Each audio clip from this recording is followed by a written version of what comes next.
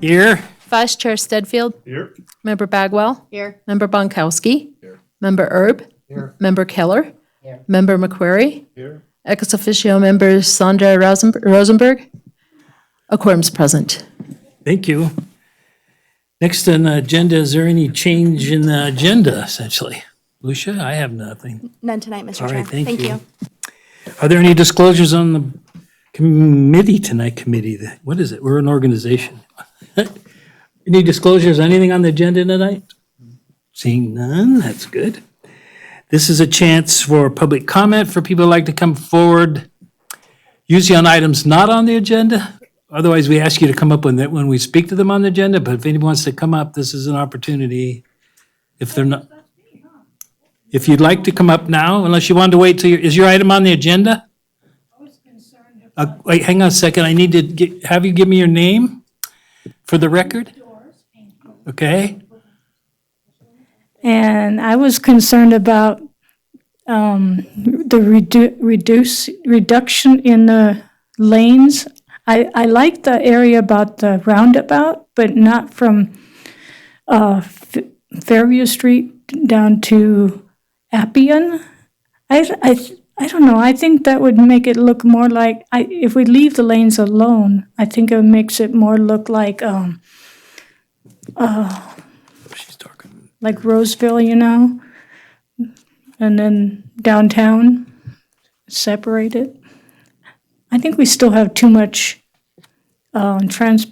people traveling on between those roads. Is that on the RTC? It's not on the agenda tonight. Okay. She had called me and asked about public comment, and I encouraged her to come make comments to the board. Okay, that's fine. I just wanted to make sure I didn't Yeah, take it's my probably, opportunity. No, there's, that I don't know, but, so for clarity, you're talking about Fairview, right? South Carson. So turn on the mic again. Can you push the button there again? yeah, Fairview, down, all the way down to Appian, El Charles area. Right. Especially in that area. That's still really busy. So you would like what to happen? The lanes staying the same? Okay, all right. I just wanted clarity so that we feel comfortable with your comment. Yeah, All right, well, I appreciate your comment. I'm sorry it's not on the agenda to help you with that, but yeah. it may be on future agendas. Actually, I'm trying to find the section on the computer. I saw the roundabout, but I can't seem to see the one, the middle of the street. I think you're just gonna put a big divider in the middle, right? We do have a section of the design on the Yeah, online on Carson Proud. And if you want, we can talk with you offline and get you a copy of the design plans and kind of talk through the plan with you. Yeah, I thought we had someplace in town. I went out by the dog pound, the utilities, because I thought we had a display, whatever, of what the street would look like. We do, yeah. Well, I don't have anything available right now, but I'm happy to walk through it with you. Yeah, So. okay, I'll listen. Well, it's not agenda. I wanna give Well, yeah, okay, that's fine. So when we get to the RTC agenda, there is a traffic light study report that we're going to discuss, and there may be a section that deals with your comment that might come up for discussion if you want to stay and listen to that, and maybe we'll get lucky and Sandra will stay too, even though it's not on her agenda piece.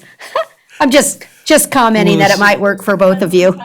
That's right. Yeah, that's right. So just a heads up. Thank you. All right. Any other public comment? Seeing none, we'll bring it back for approval of minutes from the October 9th meeting. Do I have any discussion or a motion?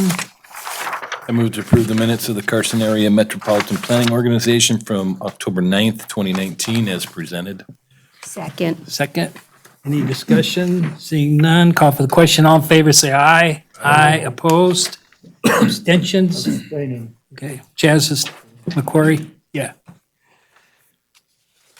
All right, now we're moving to the public meeting items. 6A for possible action, discussion and possible action regarding the award of federal fiscal year 2019 Federal Transit Administration 5310 grant funds in the amount of $143,900 to the Carson City Regional Transportation Commission. Dirk. Thank you, Chair. So every year, CAMPO receives FTA, Federal Transit Administration funds. This item is regarding federal fiscal year 2019 5310 funds, which can be used to meet the needs of elderly and disabled. A public notice was placed in the Nevada Appeal and the Record Courier, letting folks know that this funding was available. CAMPO only received one application, that was from Carson City RTC. Carson City application is requesting $143,000 to help fund the operation of Jump Around Carson.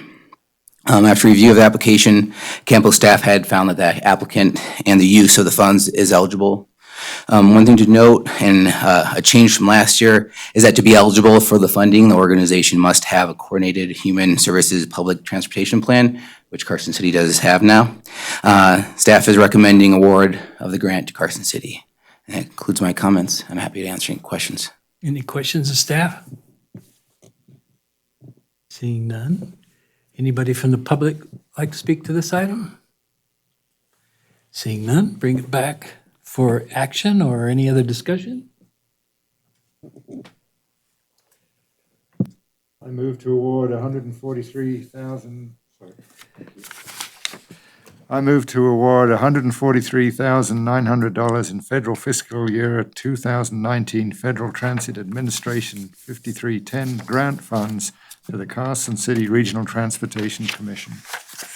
Second. Any more discussion? Seeing none, call for the question. All in favor, say aye. Aye. Opposed? Any abstentions? None. Action carries unanimous. We'll go to item 6B. Discussion and possible action regarding the award of federal fiscal year 2019 Federal Transit Administration 5339 grant funds in the amount of $122,405 to the Carson City Regional Transportation Commission. Dirk Warren for the record. So item 6B is very similar to item 6A. Again, these are Federal Transit Administration funds. These funds are noted as 5339 funds, and these can be used to replace, rehabilitate, or purchase buses, equipment, or facilities. Again, CAMPO have reviewed the application. The application is eligible and the use is eligible. We received one application, and that's from Carson City RTC. The fund requested is $122,000 and $405 to help fund the purchase of 2 buses. Staff is recommending approval. Includes my comments. Any questions of staff? Dirk, did you have conversations with Douglas and Lyon County to see if they had any projects eligible for applications? I mean, is there a reason why there was only one application submitted? The funds, I haven't, I can, so our transit coordinator did reach out to the coordinating transit providers and service agencies that we participated with during development of the transit plan, including RSVP, but I don't know if we reached out to DART or Lyon County specifically. one thing to add is that those services that the funds that they could apply for would have to take place, the activities would have to take place within CAMPO. I know, for example, for DART, a lot of their activities are in the Minden-Gardenville area, and so their services might not be a good fit for these funds. So by design, it makes it very restrictive for Lyon or Douglas to participate, since it has to be within the boundaries. Yeah, and the reason being is these funds are identified for the MPO. Right, I understand. And so, but there could be options in the future with both Lyon and Douglas. For example, if there's services that they want to extend into the CAMPO area and they need help funding that additional service, that's something that would be eligible. So there are funding opportunities in the future. I think it just depends on where those 2 transit services are. Well, that transit plan we just did talked about extending out to Lyon. I don't remember if it did Douglas, but I know for Lyon for sure. So that was an opportunity, but all the money's not there yet to put that in place. The plan is, it provides a great example of how in the future, these funds could be used to bridge that gap in transit services. I think with the timing of the plan and the timing and the release of these funds, it probably just didn't work out. But in the future, it might be something for Douglas and Lyon to I guess consider. it's on your to-do list next year to make sure that, I guess we reach out there. Any other comments or questions for the staff? Any public comments on this section, this specific item? Seeing none, bring it back for a motion or discussion. I move to award $122,405 in federal fiscal year 2019 Federal Transit Administration 5339 grant funds to the Carson City Regional Transportation Commission. Second. Got a second? Any other discussion? Seeing none, call for the question. All in favor, say aye. Aye. Opposed? Abstentions? Carries unanimous.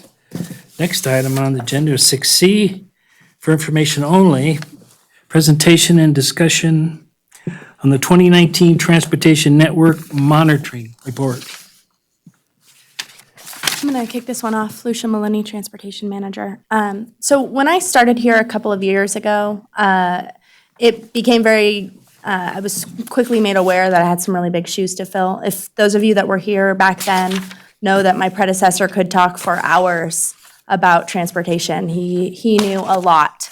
And what I subsequently found was that although my predecessor knew a lot and the staff knew a lot, there wasn't a lot of written reports and consolidated points of information for some of the data to support some of the things that we talk about when we talk about transportation planning. And so this agenda item represents something really unprecedented for CAMPO.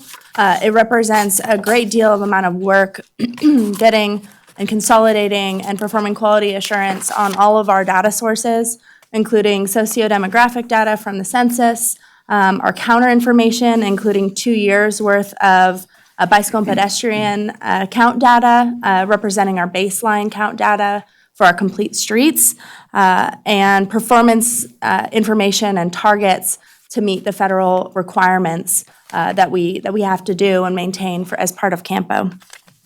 It also represents a documented snapshot in time that will allow both staff and decision makers to consistently and accurately report the same numbers when we're talking with the public. We intend as staff to update this report annually moving forward.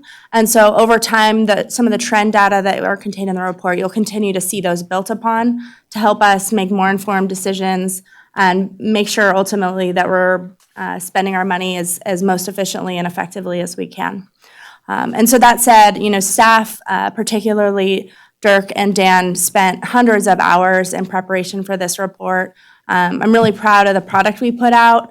And they should be really proud too. So they were very patient with me while I asked for many, many edits to the report. As they go through, they prepared a presentation with some highlights on the report, but do feel free to interrupt and ask questions and discuss as we move forward. And if there's items that you'd like to see incorporated or considered when we update this next year, please also feel free to request those. Thank you. Dan Anderson, Transportation Planner Analyst. Thank you, Lucia, for the introduction. Dirk and I will be going back and forth, and like Lucia said, please stop us. This is going to be a brief summary going through the main aspects of the data that we analyzed for this monitoring report. To start things off, we have our census data, which is figure 2.1, and that is packet page 125. We have 20 tracks inside CAMPO, and for consistency, staff analyzed this data at the track level. And this was compiled from 2010 to 2017 via the American Community Survey. The next slide is figure 2.4. This is travel mode to work. Majority of residents commute to work alone. But since 2014, we've seen a trend of people working from home, and this was an increase of 1.5 percentage points. Figure 2.5 is our mean travel time to work. So in 2010, we started at 19.7 minutes, and then 2017, we're up to 21 minutes as far as your travel time. This is an increase of 1.3 minutes over the 7 years. Figure 2.8 displays distribution of household sizes from 2010 to 2017. So over 7 years, within Campo area, houses are becoming smaller. Percentage of large households, 4 or more, have decreased by 2 percentage points, while the proportion of 1 to 2 person homes have increased by 4 percentage points. And this trend is anticipated to continue as greater percentage of the population ages. Figure 2.2 breaks down our population from 2010 to 2017. We've stayed fairly stable. There was a decrease by 1.8% over 7-year period.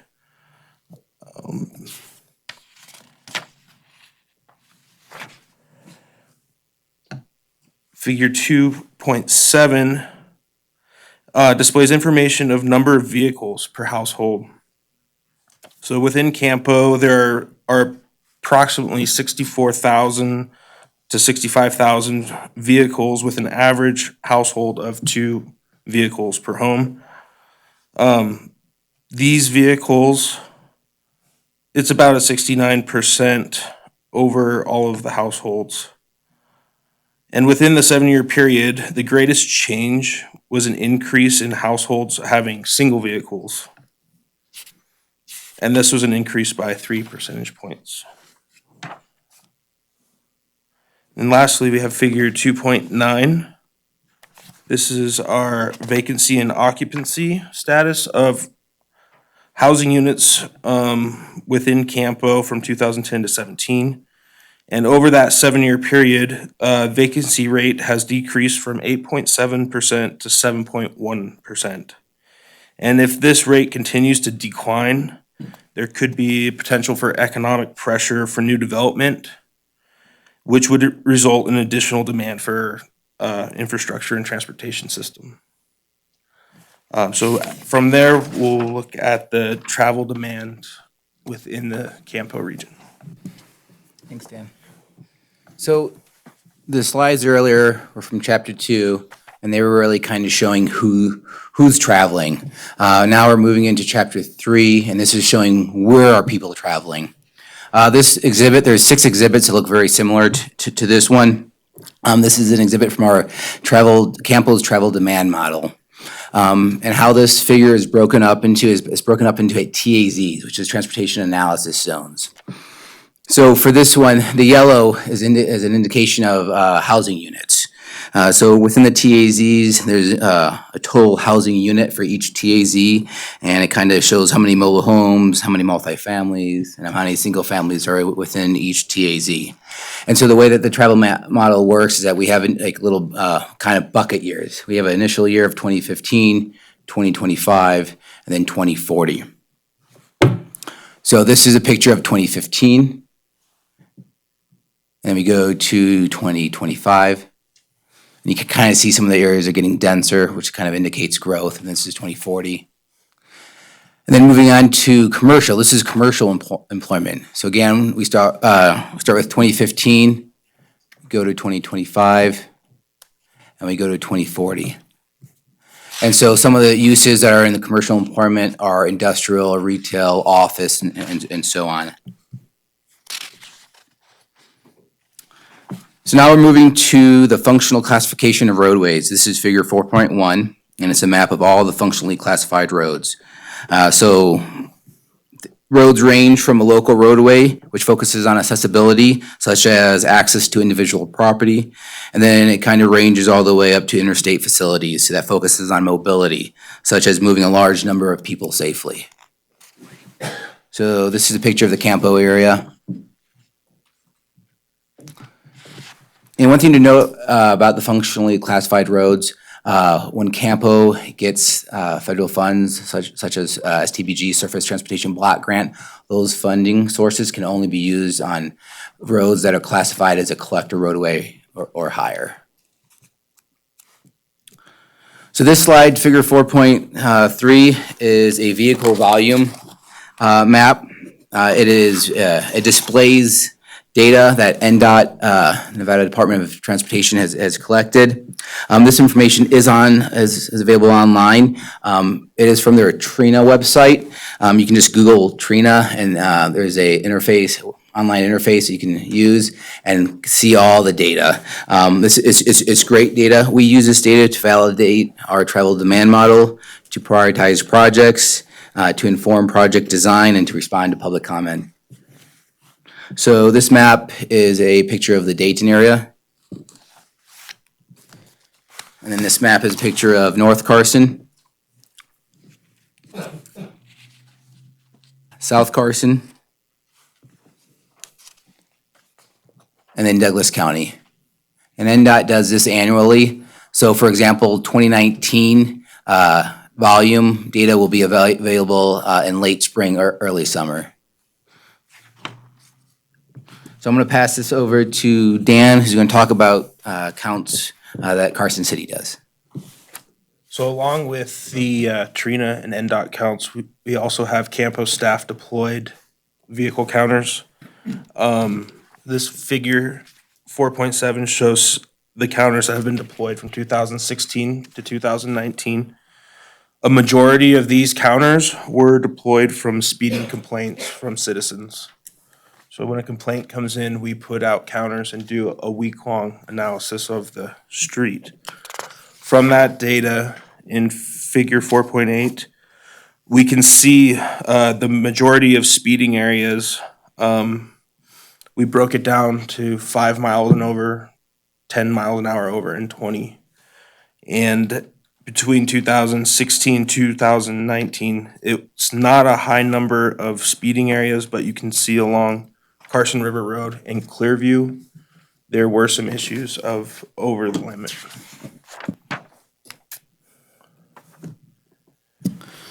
Transfer back to Dirk. So figure 4.1 displays pavement condition information. Overall, the pavement condition is deteriorating by about 5 index points, and that's on your PCI, the pavement condition index rating. That goes from 0 to 100.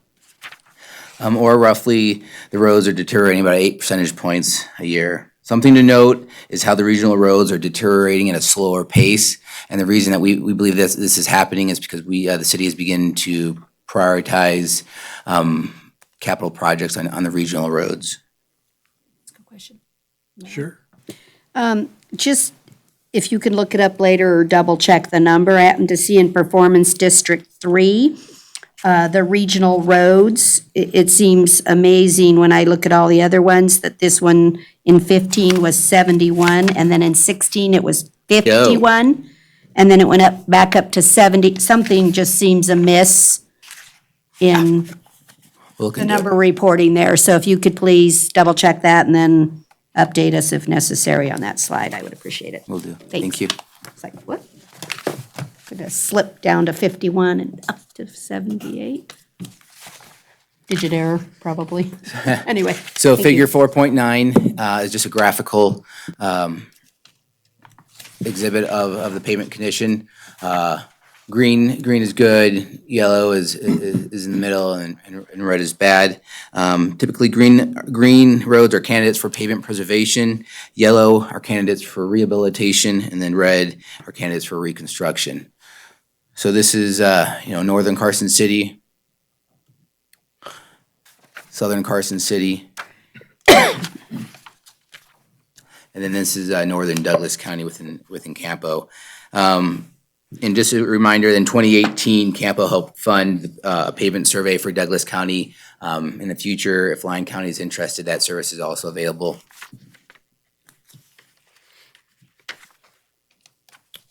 So now we're moving on to crash data. So table 4.2 presents safety data such as number of fatalities, number of serious injuries, number of non-motorized fatalities and serious injuries. Per the recent transportation bills, certain performance measures are required to be tracked.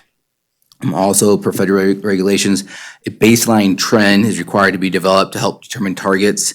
And this is identified by those gray blocks. So, for example, 2017, we want to look at that time, past 5 years, and we use a rolling average to help us identify a trend. And that helps us develop targets for these measures. And so table 4.3 shows these targets for 2018 and 2019. And these are your required performance measures for safety. Required by whom? Required by FHWA. And just so you know, the last target we had was for 2019. We are still waiting, and that 2019 target was for 2018. So we're still waiting on getting 2018 data to compare the target versus the actual. 2020 February will be setting new targets. So we've kind of talked about this before, you know, a 5% goal, one way or the other, reduction or increase, is not a reasonable goal for our area, because a change of one incident, positive or negative, is generally going to be a 25, 30, 40% change. So how do we account for that? Or is it just because there's no consequences if we don't meet the goals? We do try and find targets that are reasonable. So for 2018, it was a kind of a reduction in the trend of negative 0.5. So the goal was to reduce that upward trend. And this is something similar to what NDOT did. They did theirs on a larger scale. And so we kind of reduced that percentage reduction to something that we felt was a good fit for CAMPO, which is why we ended up with the 0.5. Right, but my point is it's not possible to get a 5% reduction. 0.5. 0.5, right. But because It's you're still talking about a whole 5%. person? I'm talking about if you have one incident, it's going to be, the change is going to be much greater than that. Well, no, that's correct. And that's also one of the reasons why we are using a 5-year rolling average. And so you take the last 5 years and you do an average to kind of help massage out those swings.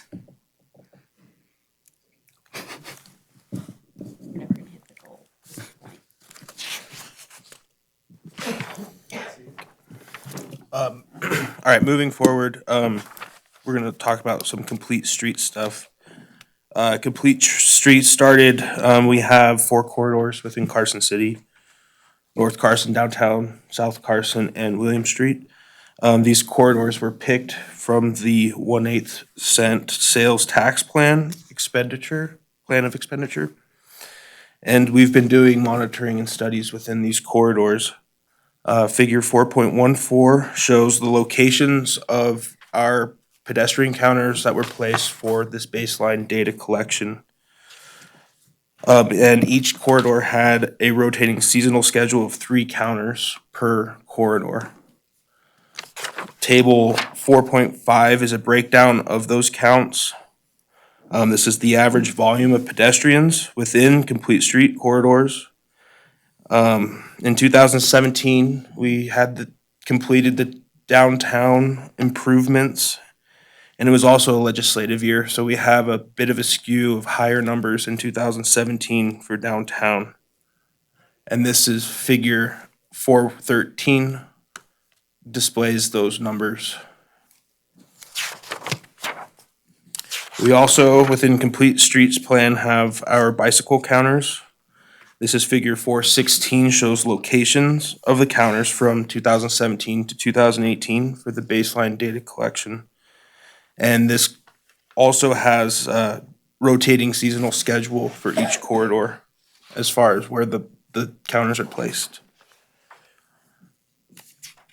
Table 4.6 is just a breakdown of our counts for 2017 and 2018. These are the average volume, bicycles by season and annually within the complete street corridors. We have some missing volumes in 2017 And this was due to the launch of the new program. The counters were just not put out. And figure 4.15 shows just a visual breakdown and chart of the same numbers. And you can see the volumes between each corridor are pretty consistent.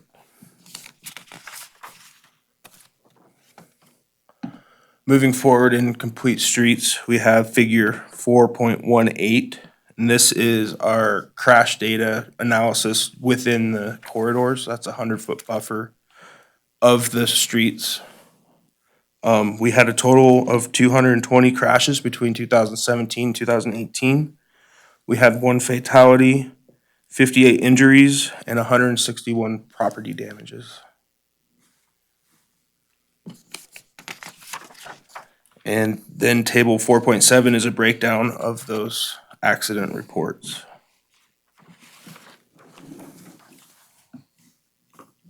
And then we'll move into Jack. So figure 4.19 shows ridership data from 2013 to 2018. Since 2018, ridership has increased by about 8.5 percentage points. The purple line is the total ridership, green line is the fixed route, and the blue line on the bottom is paratransit.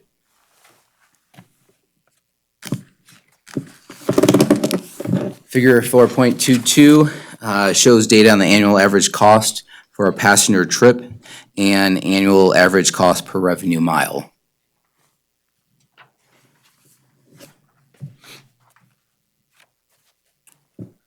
Figure 4.21 shows annual operating expenses, annual revenue, and the recovery rate from the farebox revenue.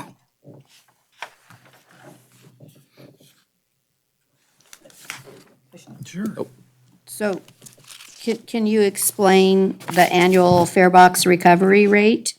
What is that trying to, it's going down, or it went down's coming slightly back up, but what are you trying to tell us with that? It's essentially showing how much of the operating cost is being recovered by the revenue that's being brought in from the farebox. So 7.8. Non-contract, you mean? Is that non-contract people putting the money in as they get on the bus Correct, yeah. versus aging that gives us $50,000 or something? Is that? That's correct. So the 10 card passes and the annual passes, those would be included in this number, the total amount that we receive on fares. But like the free passes that people hand out are not included because they're free. But so even though in the previous slide ridership has increased, what we're saying is that costs to operate haven't kept pace with the increase in ridership. Right. But, you know, and maybe Sandra would know more about stats-wise, but nowhere in the country is transit, does farebox fully fund transit? It's subsidized everywhere.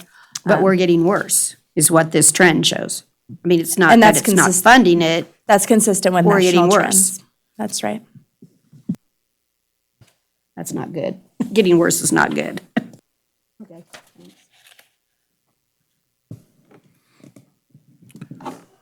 Okay, so moving forward, we have a monitoring plan moving into 2020.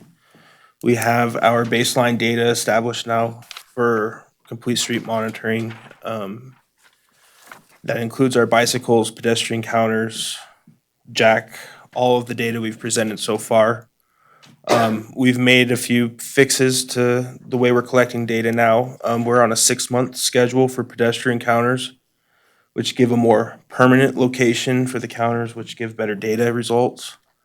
We've updated our bicycle counter locations to incorporate everything, and this is to refine and improve our data collection efforts. Our TAM targets are going to be updated in every October. Safety targets are updated in February. Annual reporting moving forward will be similar to what we've presented today. We'll be up to date with our ACS, which is the American Community Survey. Our volume data, pavement management data, crash data, and Jack ridership and fares will all be updated annually from this point moving forward. We've already started these efforts with pedestrian counters. This figure 5.1 shows where our new permanent counter locations are, which are on a 6-month schedule. We try to capture each end of each corridor for 6 months out of the year. And we will be doing a similar effort with the bicycle counters moving forward. And with that, if there are any questions or comments, we're happy to answer. Before we open up for discussion, I just want to kind of tie this all in together. So as CAMPO heads into our next regional transportation plan update over this winter, our tentative schedule has staff bringing a draft sometime late spring. This will represent the latest available data, and our travel demand model has been updated, and all of this will feed into and inform that planning process. So if that's helpful to kind of understand that. And if there's any additional data that you think we're missing, we can certainly look at that as well. Any questions? Sandra? Actually, more of a comment. I want to commend you guys for doing this. This is hugely helpful with the state level, with the change in administration, both the governor as well as my director. We're really focused on the data. You know, we've been doing things a certain way for a long time, and we have people who are very knowledgeable, but pointing back to the data in terms of the needs, the demographics, the transit ridership, the volumes, the crashes, all of that is hugely helpful in making better decisions going forward. Transit funding is a huge issue nationally, and it's even more at risk right now. So I think, you know, having that data as well as having a community conversation about how is this important to the goals of the city, CAMPO, to the state. So we're doing some similar exercises in terms of, we have a lot of data and disparate sources, but trying to pull it all together to really tell the story about transportation as a whole and what's important to the state. Because we have some opportunities based on legislative actions that were taken this year to broaden that conversation and say, how do we fund it? What's important to the state for a variety of reasons? So this is hugely helpful for this area. I encourage you to continue it and use this data for decision making, and this will also push us to make sure we're providing statewide data to you as well. So I'm going to follow up with that. So if NDOT's doing similar studies within this, like a lot of ours is on NDOT roadways. Sometimes it's Highway 50, 395. So is the data that they're producing going to you, or you're going to? I think it's typically the other way around. We're collecting a lot of this data. They're pulling it together along with the demographic data and other sources that are solely yours to tell the full story about transportation in this community. We collect a lot of data. Again, it's all in different places for various different reporting, but we're trying to pull it all together to tell the story of our system rather than just get caught up in what's our priority project, but really what are the needs out there. So, I mean, we have a bigger piece to pull together there, but we definitely share data at every opportunity in both directions. But a lot of this is coming, like the counts and things like that are coming from Most us. of the counts are Yeah. yeah. And I believe the safety data as well. Is that correct? Yeah. All right, thank you. I'm sorry. Chaz, were you next? Yeah, I just wanted to echo Sandra. I think it's a great effort and really useful. And I'm impressed by the quality of the report, so good job, ladies and gentlemen. Go ahead, Laura. So I really enjoy the report. I guess I caution us to be able to draw more information potentially from it because I see some of the data reports inconsistently. So it's hard for me to imagine in one report where it says the population in the CAMPO area has declined, yet in another report you're showing me that the vehicle miles traveled has increased. In one report, you're saying that the number of household vehicles is down to 1. So I'm looking to really gather more data, and this is a great baseline start. But I caution us to say we're going to need a little more context around some of these reports before we're using them to make decisions, because I'm a little bit confused in some of the data points. So I just caution us to, if we can, try and figure out, because I heard in one of them you said this one's supported by our aging population. Well, does that mean you're seeing one vehicle? So how am I getting more vehicles, miles driven, if there's only one car now at a house instead of two? That would have made me believe we're doing more ride sharing or more bus rides, which we had more bus rides, but not more ride sharing. So I'm just a little bit confused on the data results. And so great job, good start. And I look forward to really seeing more complete data and driving into the details to find out why. So thank you. I think those are some really great observations, Supervisor. For staff, and we talked about this a lot, looking at some of the census data was, well, what does this mean? And I think what we're seeing in Campo is our households are getting smaller, and even though there's more households, there's less people, right? And there's, maybe more vehicles, but more 1 and 2 vehicle households, which corresponds to household size, right? We're also seeing income go up a little bit. As people have higher income, they tend to make more discretionary trips. And we also saw the commute time go up slightly. I mean, we can't compare to San Francisco, but it went up slightly, and longer commute times are indicative of usually more miles driven, especially in our area where we don't have a lot of congestion. And so there is kind of, you kind of have to read the tea leaves, but it does fit together. And there was nothing, I think, that we found that seemed really odd or really inconsistent. We're not seeing the population explosion like they're seeing up in Washoe County. And so for us, it's how do we take these bits of data to inform decision-making and prioritize our investments when we really have so little money. Any other? Go ahead, Sandra. Just to follow up on that, because again, as we're doing our data dive, we're finding some information that may seem inconsistent, but it may not necessarily. So is the VMT, one thing where VMT is increasing faster than population nationally. So my question to you guys, is that VMT by the residents or based on traffic counts on the road? Miles traveled, right? Is For it the public? by the VMT? citizens or in the region? Because that can mean very different things in terms of pass-through traffic. People like myself who live in Reno and come to Carson for work, all of those things help account for the counts we see on our road. So that may account for some of the increase in VMT. It may not be Carson City residents, but The Campo residents. e-commerce, all of these things. So that's where every time we get a new data source we start diving into, we realize there's there's some head scratchers in those. So turning the data into useful information, again, to tell that story is something we look forward to continuing to working with Campo on. Anything else?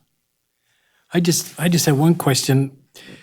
Some of the new studies I've seen use cell phone data, pings, and that's very accurate and very detailed. Is NDOT starting to use that? I know it's expensive to use that data, but it sure seems to be nailing some of the statistics. So the short answer is yes. But again, in what context and everything, there's actually a national data set that we subscribe to, and we pay a little bit extra to have some ability to dive in a little bit deeper, and we share that information with Campo. But we still rely on our counts and things like that, because it's not, the cell phone data takes some work to turn into useful information. And then there's some discussion about, who has no phone, who has 2 phones, all of these things, which is why we pay additional information for the analytics for it. So maybe at some point, whenever you have a light agenda, we could probably come back and talk about like the NRIX data. Just again, to further understand what information is available to us and how we're using that. Go ahead. Just to build on Sandra's, Campo does participate in those meetings. Southern RTC is also kind of at the forefront, kind of because some of this data is more valuable to them and they have some of that, a little bit more funding. For example, the NRIX data that we've looked at, just because our network is so small and that data source is a portion, we didn't see too much benefit in it, but there's more and more data, and if you pay, the more money you pay, the better data you get. And so we're working with NDOT and the 4 MPOs in Nevada, three other NPOs in Nevada, and trying to figure out the best data to use. That's what made sense. If NDOT's paying for it, how much can they share it? So you don't have, CAPA wouldn't have to pay, you would hope, but I'm sure there's some restrictions probably. And that's just one data set that's available. There's lots of different vendors out there that provide different types of data sets using cell phone data. So we're constantly reevaluating that and looking at, if it's valuable to all of the MPOs, should NDOT purchase it and provide it, versus if it's only valuable to one area, then they can take on that burden. So we're constantly, it's constantly changing. So we're constantly reevaluating that. Well, that just complements the package here, that you're ahead of the game on the metrics and you guys are making sure that the job you're doing is the best you can with the data that you're getting. So it's not uncommon though sometimes, Lori, that people use data the way they want to get their problems solved. So Absolutely. even if you have really good data. Good messaging, right. yeah. Is there anything else from the board here? No? Anybody from the public like to come speak to this item? Sure. Give me your name Do you again. remember when we had the Doris Henke, the Wayside Rest area on, right behind, well, where the roundabout's gonna be? I think that would be nice to put back in. It's okay, we're There's a talking- lot of memories in that park. Well, I thank you for that comment. Yeah, I kind of like it. Because a lot of times, even with bicycle people come riding in, they could stop. They don't have to go into a business and, oh, you got to buy something before you can use our restroom. Well, thank you for that I love comment. that little place. Did you? I got pictures way back. Well, you're talking to the right audience and we'll keep it in the back of our mind. How's that? Yeah. Thank you. Any other comments from the public on this item? Speaking, none? Bring it back. It's informational only, so there's no action on that. Thank you. Good stuff, guys. Now I'll start on the right with board comments. Okay, I wasn't planning on saying anything, but this last discussion kind of spurred this, and I alluded to it a little bit. So last legislative session, SB 254 passed, which has to do with greenhouse gas emissions. The state of Nevada has made tremendous strides in that aspect, particularly on the energy sector. So now, which is great, the downside is transportation is now the largest contributor to greenhouse gas emissions. So while the energy and environment departments are tasked with this, we're very involved because it does involve transportation. One of the largest recommendations is transportation electrification, which we have a number of, we're excited to partner on that aspect, but we also have some concerns in terms of focusing on that for a number of reasons. One, the fleet doesn't turn over fast enough while VMT continues to increase. And then two, what it might potentially do to our primary funding source. So there was also a Senate concurrent resolution 3 that created a working group that's looking at transportation funding in light of environmental concerns. So we're participating in that and we're having the conversation. And the reason I wanted to bring this up is the conversation about transit and transit funding. Part of that is, again, telling the story about the system and what priorities do we have as a state. And so if we look at different funding sources, if we need to get away from depending on fossil fuel burning, that we should also look at sources that may be able to be more flexible in terms of how it's used. So that's just preliminary conversations that are happening in that context, but I wanted you all to know that we're actively participating in that, and I'd be happy to give updates as anything occurs there. And a lot of that is focused on the data and travel behavior and demographics and what do we need, and we need good data in order to have a fruitful conversation on that topic. Thank you. John? Jazz? Brad? Lori? I just want to comment, Chaz was there too. We attended a meeting last night on vehicle electrification, and I thought what was most interesting to me is the dynamic, as you're saying, that it's 41% of the greenhouse problem is now transportation vehicles or whatever, but that only 0.25%, so 7,200 vehicles, something like that, is all we have that are electric vehicles. So we have a very small amount of electric vehicles, but like you said, as we move and really push to transition to them, how do we take care of the infrastructure as the vehicles get better gas mileage even, and some of the other alternatives besides electrifying just really exasperates it on the other side of the equation as you have nothing to take care of the roads. So it's an interesting discussion of which you do first. Do you go ahead and subsidize and force in the new policy to give people incentive to change to an electric vehicle, but at the same time, how do you take care of the roads? So I'd be very interested in your updates and things on that. Thank you. Greg? Ina? I have nothing for you. He's giving me that look. No. We've been working pull on it. a lot of other projects. Thank you. Yeah, the electrical vehicle, that ought to be discussions in the future generations, a lot of discussion. Okay, next meeting's tentatively 4:30, Wednesday, December 11th. This is another chance for any public comments. Anybody want to come forward to speak to the CAMPO? Seeing none. Move for adjournment. And what time do we come back? 5 minutes? 5 minutes, we'll be back and come back as the RTC board. Thank you.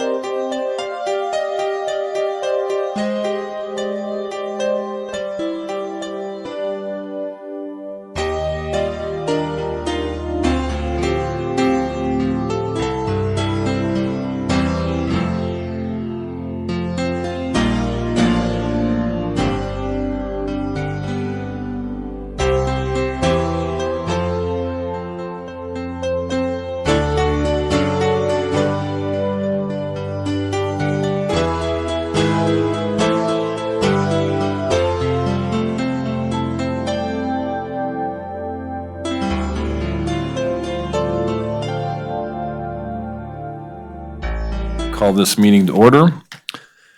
I'd like to call to order the meeting of the Carson City Regional Transportation Commission. Today is Wednesday, November 13th. We are in the Sierra Room at 851 East William Street. It is 5:30 on the nose.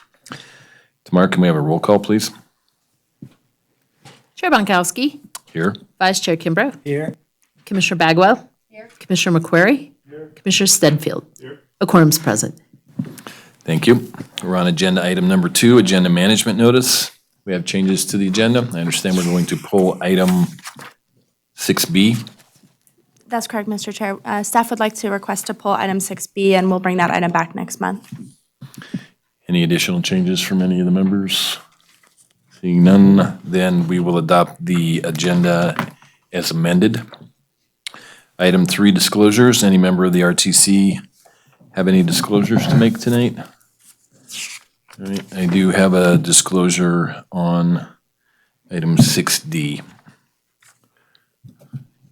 We are now on agenda item number 4, public comment. Mark?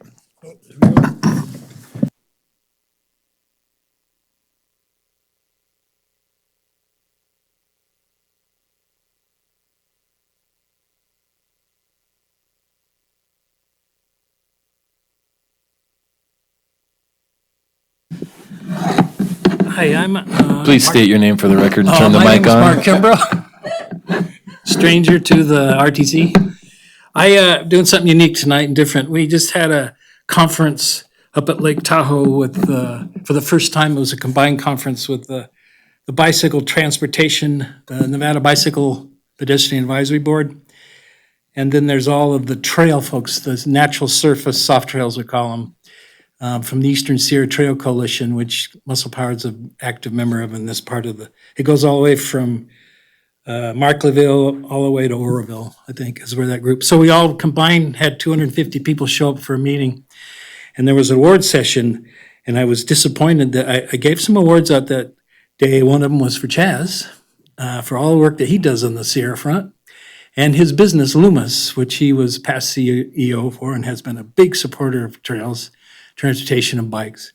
So he was given an award. And another award I gave was one of the things about soft trails, the natural surface trails, we have this little bit of money that we get to build those things and maintain them. Transportation gets a lot of money to build roadways, millions. So we always hope we could get a little piece of that for projects like Dirk and Lucia did. There were 2 flap grants, one in Sierra Vista, which brought people out to trails and built trailheads, and the next is Kings Canyon, which brought people up to a trailhead.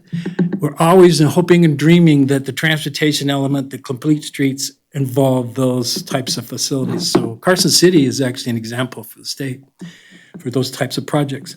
So Lucia was given her award because she was there, but Dirk wasn't there because, I don't know, he's home sleeping in or something. No, he's working on that plan for 100 hours. Yeah. So, for Dirk, this is an award for Carson City RTC, and this is the first time the Eastern Sierra has given them to the transportation sites. You guys are also the winners in that, too. The Carson City Agency has demonstrated successful efforts to support the trail community in planning, trail protection, trail development, maintenance. Well, I don't know about philanthropy, but we can work on that part. The recruitment of volunteers and funding our interest in the sustainability of long-term trail programs in the Sierra Front. So thanks to Lucia, who already has her award, and Chaz, and Dirk, thank you. Thank you, Mark. All right. Thank you, Mark. Congratulations, Dirk. Is there additional public comment at this time? I see nobody approaching. All right, then we will move on to agenda item 5, approval of the minutes. If everybody's had a chance to take a look at those, I would entertain a motion. I move to approve the minutes of October 9, 2019 as presented. Second. We have a motion and a second. Any discussion? Seeing none, all in favor say aye. Aye. Any opposed say nay. Passes 5-0. We have an abstention? I'm abstaining. Okay, so the vote is 4 yes, no no's, 1 abstention. No notes? No no's. Yeah. A double negative, we're good. Right. I'll go back to English next week. We are now on to public meeting items. Item 6A for information only, presentation and discussion regarding results of the 2019 South Carson Street Signal Retiming Project. James, take it away. Yeah, James Jacklett, Operations Manager, Control Systems, Public Works. So tonight we're talking about a project that we did with the University of Nevada, Reno, and we're fortunate to have Dr. Tien. He's the professor and director of the Center for Advanced Transportation Education and Research. He's going to provide a presentation and show you some of the progress and the good work that we did out there. This is for the 8 intersections between Kuntz Lane and Micah Drive on South Carson Street. And the work was done from May and starting in May of 2019 and finishing up in September. And we have some good results to share with you. So with that, Dan. Thank you, James, for the introduction. And thank you for giving me the opportunity to come here to talk about the work we did, signal timing. Earlier, you heard about emission reduction. So signal timing is one of the best strategies to reduce fuel consumption and reduce emission. I always run kind of a short commercial in case you haven't heard about our program. I started at UNR, the transportation program, in 2004. And in 2010, so we established the CATER, Center for Advanced Transportation Education and Research. Now we have 2 tenured faculty, 2 postdoctors, plus 11 graduate students. So mainly the graduate students actually did the hard work. We are a small program, but we are nationally internationally known in 2 areas. One is traffic signal control, traffic signal operations. The other is about LiDAR applications in traffic safety. And our students have done very well in terms of getting awards at national level and regional level, just because the work we do is practical, very practical oriented. For example, we have won twice at the national level, the ITE Student Best Paper Competition, and also one time first place in the ITS America Student Paper Competition. At the regional level, we have won 5 times, and from ITE District 6, which includes all the western states, and the Las Vegas Fall Conference Intermountain section, so I will just go very quickly. Let's just talk about the project that we worked on in South Carson Street. As James mentioned, it includes 8 signals from Kuntz Lane to Micah. And the last retiming was done in 2017 by a consulting firm from Vegas. So after that, the city received many citizen complaints. And city staff did spend a lot of time fine-tuning the timing in the field. So eventually they issued a contract with UNR to let us to take a look to see whether we could do anything better. Okay, so I know this is not a technical presentation, but I thought to introduce you something that I always feel very proud of. This is the product that we are the lead in developing this product. Is really a software tool. And I will just explain some basics so that later you may be able to understand how the signal timing actually works. Yeah, this is TransSync tool. This is the software that RTC Washoe is using for their regional signal retiming. And some other places like Caltrans, the entire Caltrans, they acquired the software. So that's going to be their tool for signal timing. Arizona, like Tucson and Phoenix, so they are also using this. So in terms of signal timing, I mentioned, yes, we have the very unique qualifications in this area. So this is called the time-space diagram. Okay, you see there are 8 signals laid from top Kuntz and to Micah. You see this band, we call it green band. Okay, so the blue is for the other direction, northbound, green is for the southbound. So the signal timing is really to optimize to create this kind of wider band. So if you watch a vehicle, you drive within the band, you don't make any stop. Okay, you go through, and going northbound, we don't have a band to go all the way through. So most likely you are going to make a short stop somewhere. So the signal timing is really to optimize the when to start green and also the phasing sequence so that we can create this kind of a band. Now, next time I'm going to show you a video, and then you can actually watch, driving both directions, the same time space diagram I just showed you on the midday. Hopefully the video will play. Let's see. Is it playing?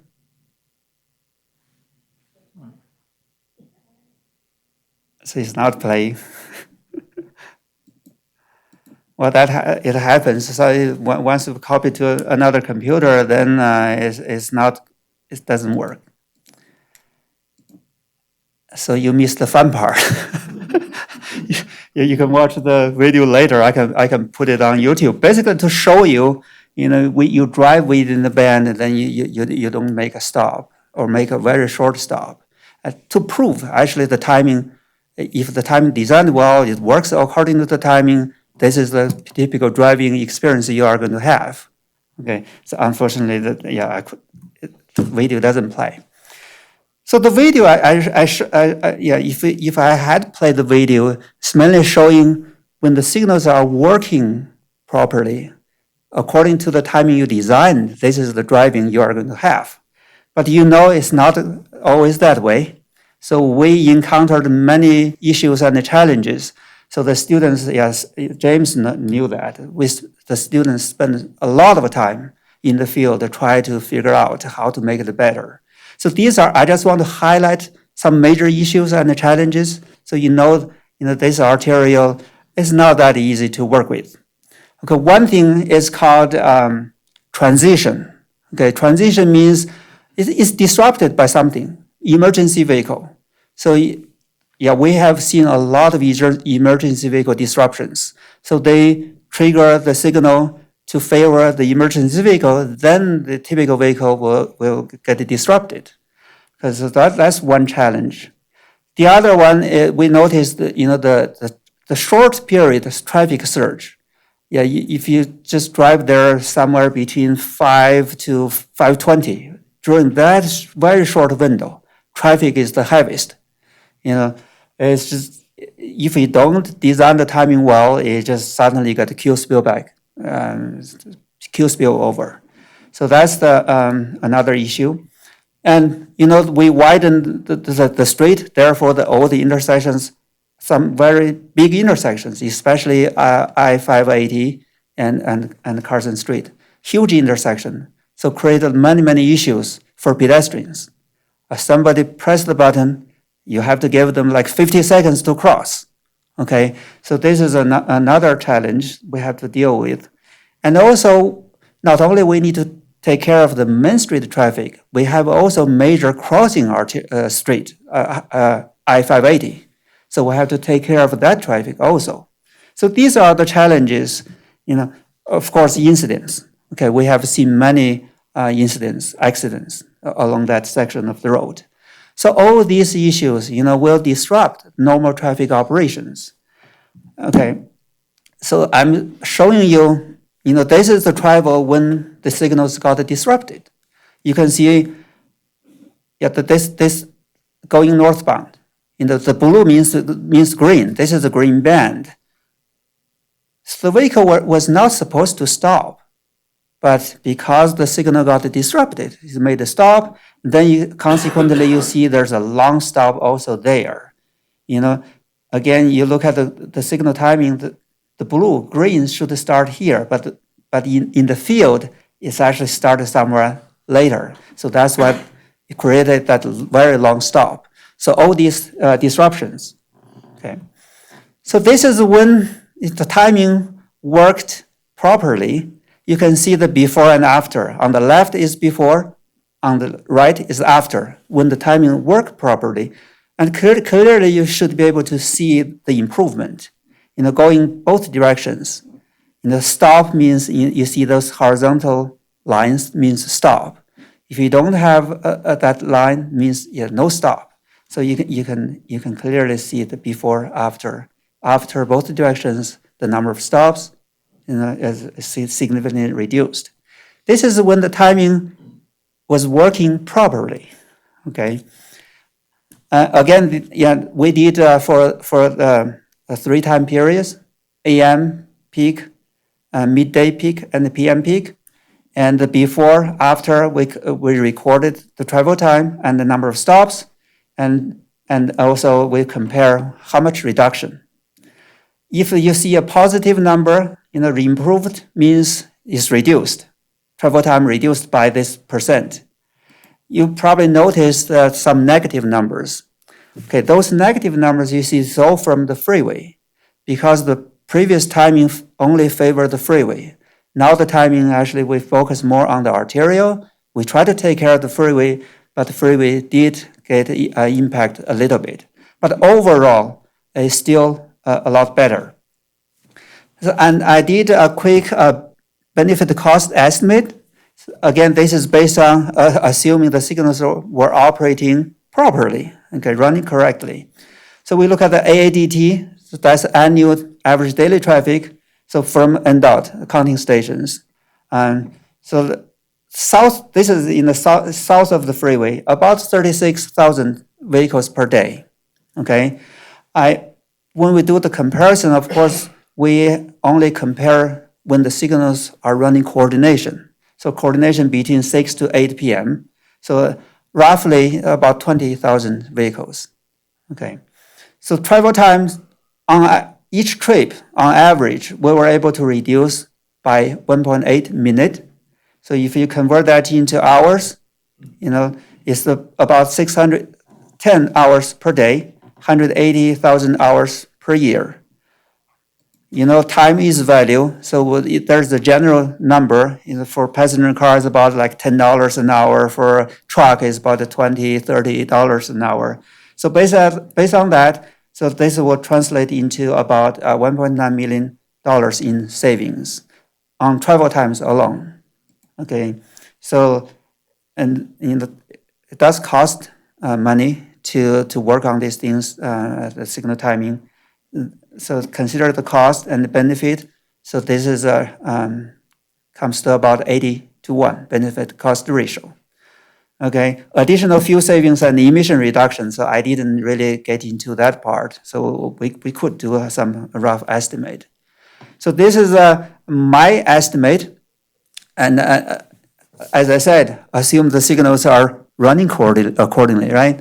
So later I thought, okay, do we have some other maybe better data sources to do a true comparison? So considering those disruptions, and it's fortunate that we have a data service company here locally in Reno. Earlier you heard about INRIX, right? INRIX is a data provider, so NDOT subscribes to their services. I did reach to them before. I said, "Can you provide this kind of data?" So eventually they didn't get back to me, and then Alex is here who works at Tycon, and so I talked to him. I said, since you're providing some similar services, can you actually using your data to verify it? So the following slides are all from their study, independent study. Okay, so their service they can provide ADT also, and in this case they estimate AADT north of I-80. I-580 and also south of I-580. And north, obviously, the traffic is lighter, so got about 25,000. To the south, it's a range between 32,000 to 36,000, which is actually pretty consistent with what I presented earlier, 36,000 from NDOT counting station. So that's one of the data they provide. And then they did, of course, they also have the travel time. So in this case, they used 1 month before and 1 month after. 1 month before is sometime in May. After is between August 15th and September 15th. So using 1 month data, they did a comparison. On the figure, they divided by time of the day and also by week of the day of the week. Wherever you see the blue, that means it's getting better. Whenever you see red, it's getting worse. Okay, and this is the number they come up with. I don't know whether you can see. So the average before, average after travel time per day. So roughly per day. So for the northbound, the saving is about 187 hours per day. To southbound, it's less, but still it's improved. It's about 65 hours per day. So the total in both directions will be 251 hours per day. So this is about half of what I presented earlier. As I said, I think this is more reflects more reality. That includes normal conditions, interrupted conditions, incidents. So they did estimate is about translating into about 1 million. Okay, but still I think is pretty significant. At least I feel comfortable. Not just I'm saying that. The third-party data actually also indicated improvement. Yeah, besides this AADT and the travel time, they can also provide this kind of vehicle trajectory. Showing a vehicle traveling from Cones going south, you can see this travel is perfect. Maintained at a speed above 40 miles per hour without any stop. But of course, it's not always like that, right? So in this case, this is another trajectory showing actually a couple of stops, maybe due to disruptions, due to queue. So I don't know, but at least their data can provide more details. Just a quick summary: the new timing did show some major reductions in stops and delays, and according to TICON data, so the delay savings alone can translate into about $1 million per year in user costs. I mentioned some major issues and challenges, including the frequent disruptions from emergency vehicles and also from pedestrian crossings. Okay, so these are the things, these are the issues are very hard to address by this traditional signal coordination. So it's just always there. Okay, are there other technologies? So you probably have heard about, I just put it out there, you heard about adaptive system.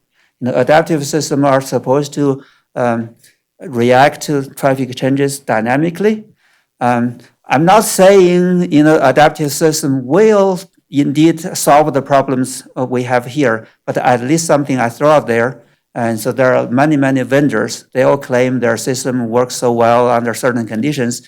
If this is something NDOT maybe or the city wants to try, at least we can do some evaluation. We can learn from it. Will that really do better than the traditional timing, or actually not that much better? So that's all I can tell you about this project, and I'll be happy to answer any questions. Thank you. Any questions? So on page 12 of your report, which is in your summary section, or our packet page 25, the last paragraph indicates that we're planning to reduce the segments of North Carson and Clearview from the 3 lanes to 2 lanes. And your indication is this lane reduction could potentially result in capacity insufficiency. So can you describe for me what you're indicating there? I guess I could read this 2 ways. It'll be over too much traffic, and so we have to start over again in the timing. What are you trying to articulate there? Okay, so this is a plan, right? There will be a lane reduction. Once the lane is reduced, of course, traffic will change. So the timing, you have to retime it. That's what I think this is what I'm trying to say. Once the lane reduction happens, the signal timing needs to be re-examined. So before Sandra left, I asked her when she thought the interchange was going to get done, and she said she would get back to me on the date because I'm trying to determine from your, the statement that caught my eye in this was where you said capacity insufficiency. So I guess I was trying to determine, did you think that meant too many cars were going to be there and we're not going to accomplish the goals? Or did you solely mean Solely we're means, just going to retime it? It's not that there's a capacity and, okay. yeah, that's what I want need to a say. That's clarification, what- thank yeah, you. Yeah. I guess they already studied this. You too? reduce the lane, you have. Yeah, okay, thank you.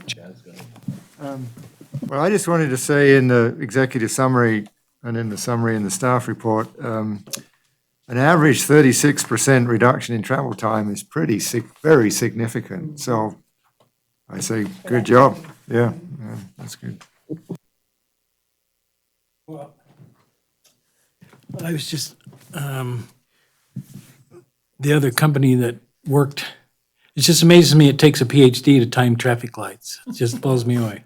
A whole college class and a program set up at a UNR level to accommodate timing 6 lights, huh? Could you tell my kids that? Yeah. They keep thinking I can do it. It did, yeah, I was gonna say. That just absolutely flabbergasted me, but I understand, and I'm a little buried, but I understand the graphic, which is good.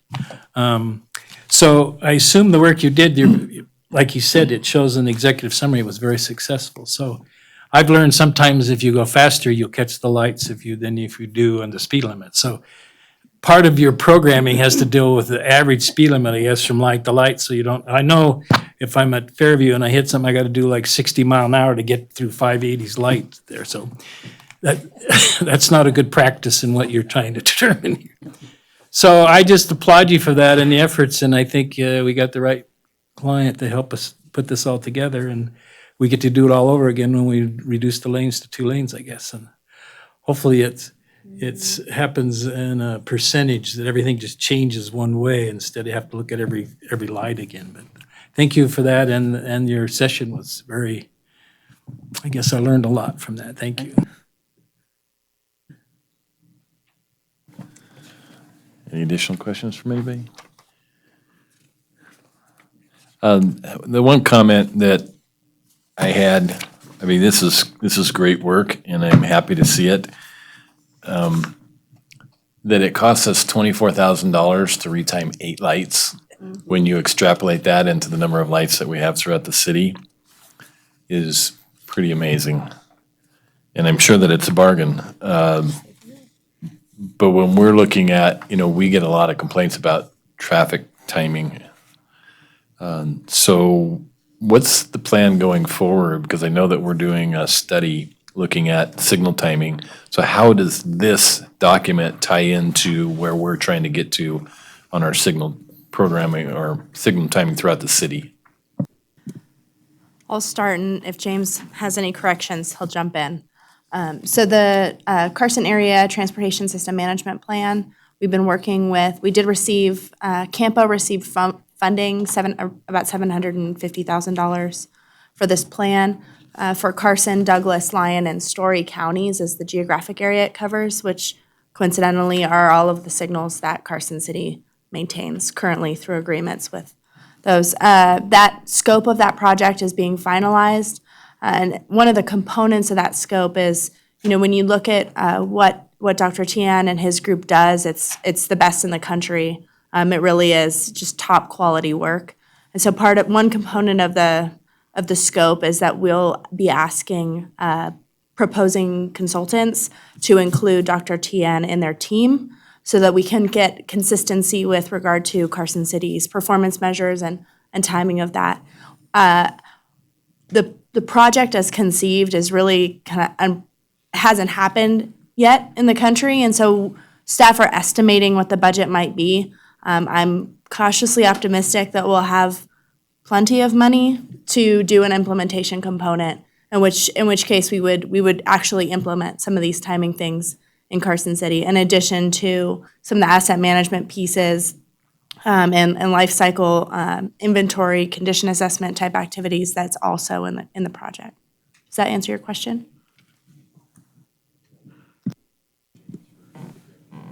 Yeah, Lucia's correct. I mean, performance measures and benchmarks are something that we're very interested in. You can see that we're data-driven with everything that CAMPO and RTC is doing.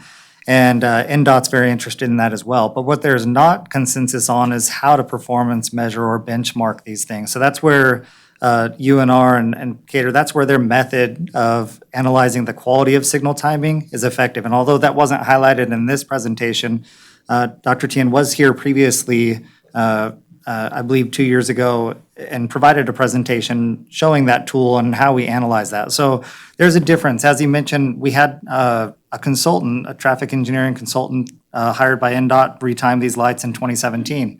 Oftentimes in those projects, they'll model, they'll come out, they'll implement it, they'll spend a day to tune it, and they walk away. It's unfortunate, but these are difficult systems, and I don't want to belittle how difficult that this corridor was.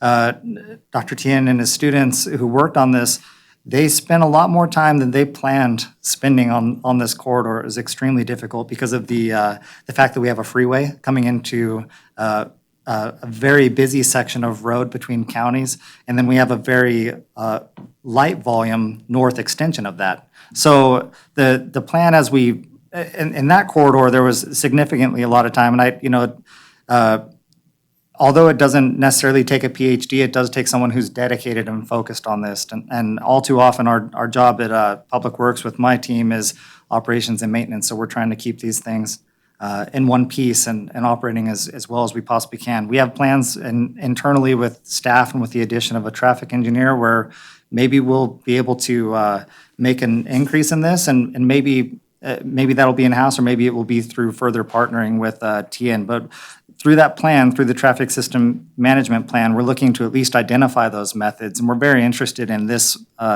tool that UNR and Cater have provided because we've seen the results of it. And as regionally, there's an adoptance or adoption of that tool, and its deal there.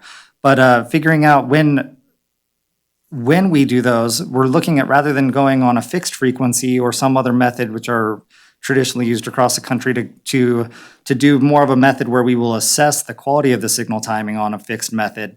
And then when we see that the timing is not meeting our expectations, we will go back and time it. So that's a difference from what's in our municipal code with level of service. And it would focus on more of a corridor and quality of signal timing. So I know that was a lot, but we're definitely very interested in it, and we want to make these improvements across the board. And we're constantly tweaking these and working with these. One last thing I'd say is that traffic signal timing is a delicate balance. For every person that you make happy, you're making somebody else unhappy. And there's also a problem with the macro view of what's occurring out there versus what you see individually. So Tien alluded to it. There's an emergency vehicle may have gone through, a pedestrian may have come through. There's a number of reasons that the traffic signal will provide preferential service to somebody else. So to an emergency, an ambulance trying to get to somebody with a heart attack, it stops everybody else, gives them the green light. And then we, as the drivers who come afterwards, we suffer for 5-10 minutes, and it's bad, and we're unhappy. But that's the real dynamics of these systems. There are smart things in the future. There are the adaptive systems. There's also the electrification you talked about earlier in the previous meeting, and the impacts that those vehicle infrastructure and autonomous vehicles will have on all this. The game's changing. It's going to change quickly, and we're going to continue to do everything that we can to stay ahead of this and make sure that the community has safe roads to travel. I was just going to maybe suggest or have some idea of the adaptive systems you were talking about when you RFQ it, RFP it, whatever you do. Hopefully that consultant's had experience with some adaptive systems that he could bring to the table for some idea of how well they work or not work, like you said. And that type of experience would be actually pretty important if it works. Maybe it adapts quicker to an ambulance going through it. It comes back to the cycle much quicker, or some method that I certainly don't understand. But so just a point. Is there any public comment on this item? Come on up. Please come up to the table and push the button on the mic so that the green light comes on, and then state your name for the record, please. Yeah, any one of the three. I'm a representative of Taikon International. Dr. Tian asked us to provide him with data for his study, and we did the independent study of the results and everything. And I wanted to say two things: that it was for the methodology that was used, this was a very good result. We saw a lot of potential in this same corridor because our data, we are one of the actually challenge anyone to find another data company that can compete with us.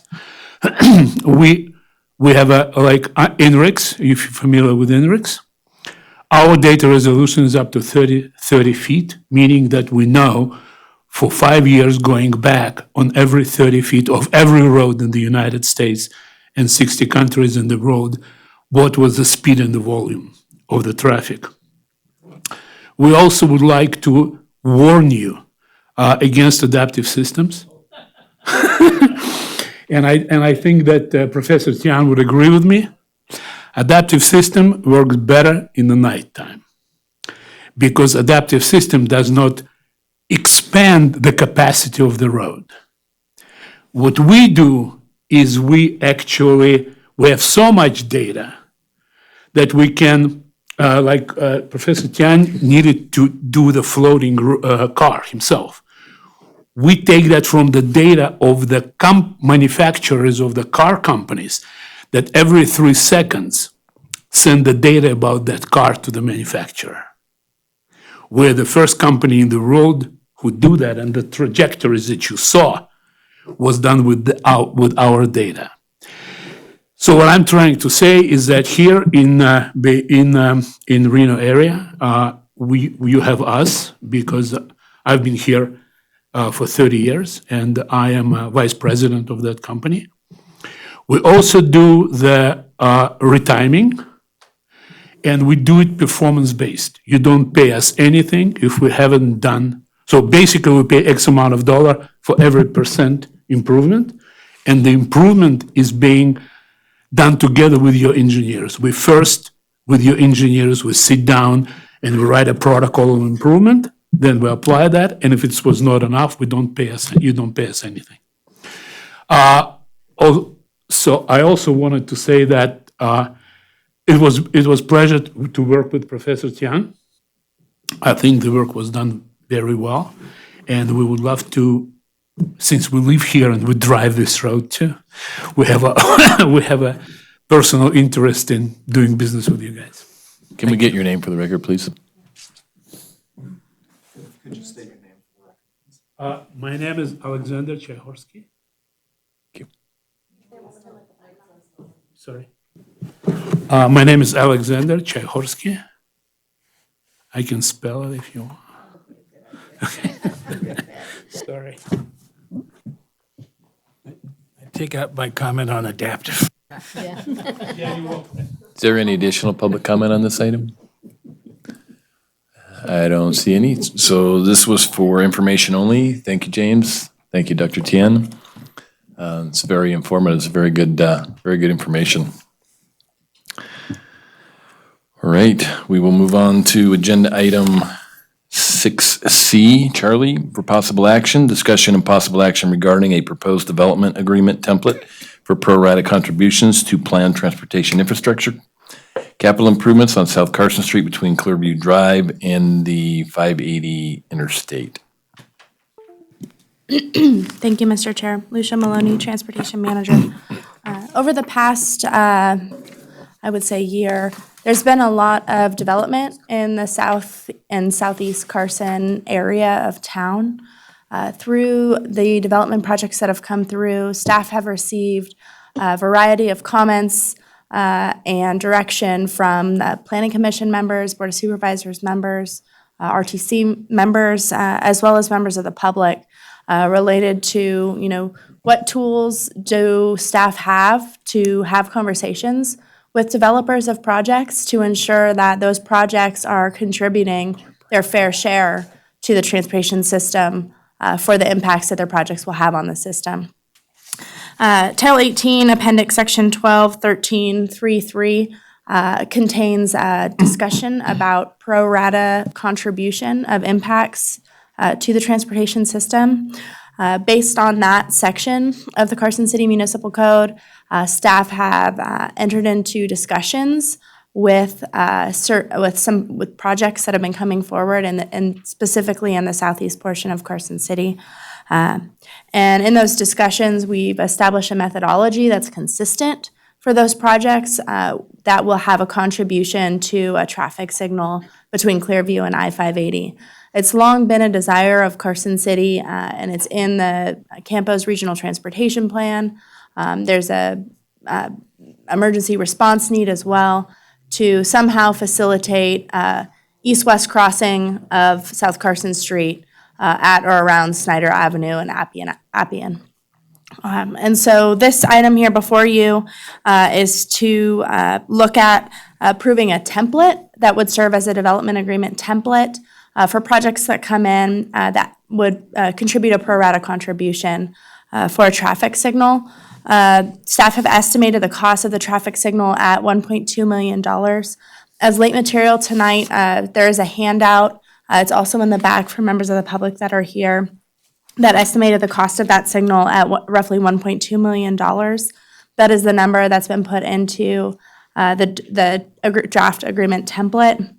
You'll note at the bottom of the project estimate that was handed out, the $1.2 million does not include right-of-way acquisition. At this time, it's not known whether right-of-way acquisition is needed. In fact, staff believe it may not be needed.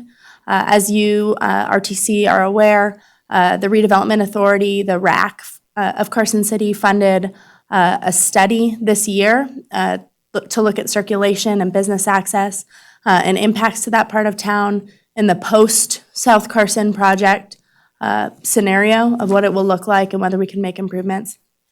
A main component of that study is really finalizing what this signal will look like.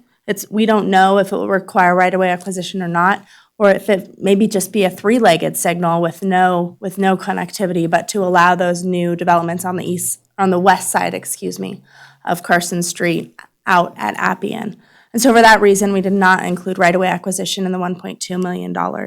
You'll also note there are a number of line items below right-of-way acquisition that were also not included. Staff felt that these were pieces that would be managed by Carson City staff, and that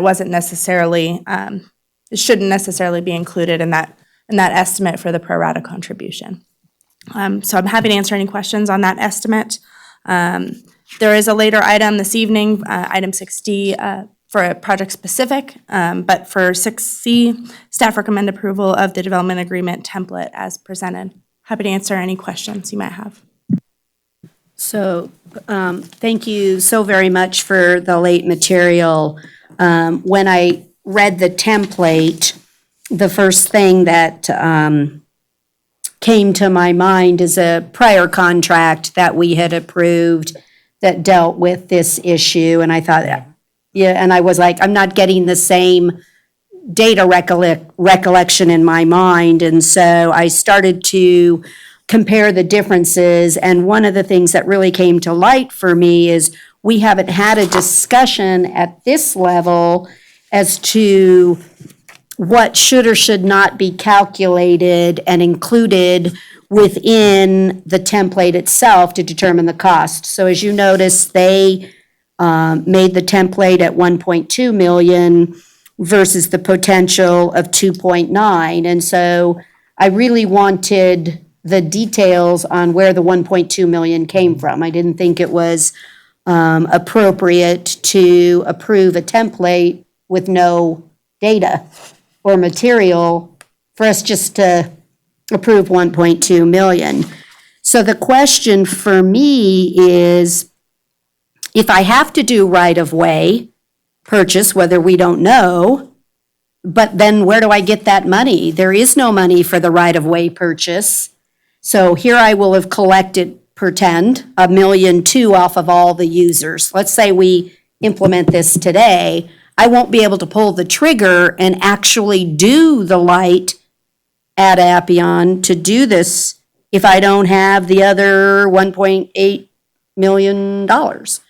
And so I will have done this for naught, and we will return all the money because I don't have the $1.8 million. Additionally, in this agreement, if it costs less, they get a refund, but if it does cost more and I have to make the purchase, we don't get to go back and get any dollars from them. So I just question that, are we moving too fast and not taking a second to really look at this and make sure we're doing the right thing? Because I hate to collect money from people and we actually, kind of like the freeway to me, the interchange might come in 10 years or 20 years, and yet we implemented a tax increase to do something. So I look at this saying, why are we picking $1.2 million and having no ability to collect extra dollars if it costs more? We don't even give them an opportunity to, let's say, comes in at 1.8, we're not going to do it. We can't even go back to them and say, do you guys want us to do it? Or should we not approve these projects? Because we know we don't have the $1.8 million. Where are we going to get the $1.8 million? If we had to implement, I guess that's part of my question. Where am I getting the $1.8 million if I need it? If I can address that first, then you can jump in. I would say that the reason that this is coming in front of us now and the reason that there's a push to approve this is because we've already missed the opportunity to collect funds from many projects that have been approved where we didn't have this template in place and developers are not contributing anything to intersection improvements. So there's nothing that says that this template can't be modified going forward, but I do believe that I think it's in the city's best interest that we get something approved and have the ability to start collecting funds immediately. Thank you. I would just, a couple comments to add. One is, if or when it's determined that right-of-way acquisition would be necessary, staff would necessarily change the project estimate, and any future agreements, we would include that. For the projects that have happened so far, they're all on the west side of town, and their impact to the signal is from the approach coming off of the hill to Carson Street. And for that reason, it wouldn't, staff determined that it wouldn't be, we shouldn't be including right-of-way for those projects because their impact isn't requiring the right-of-way acquisition. Really, if there are projects on the east side that would require that realignment, that would be where really that the right-of-way acquisition would come into play. And so we would bring that change to the template back. Does that make sense?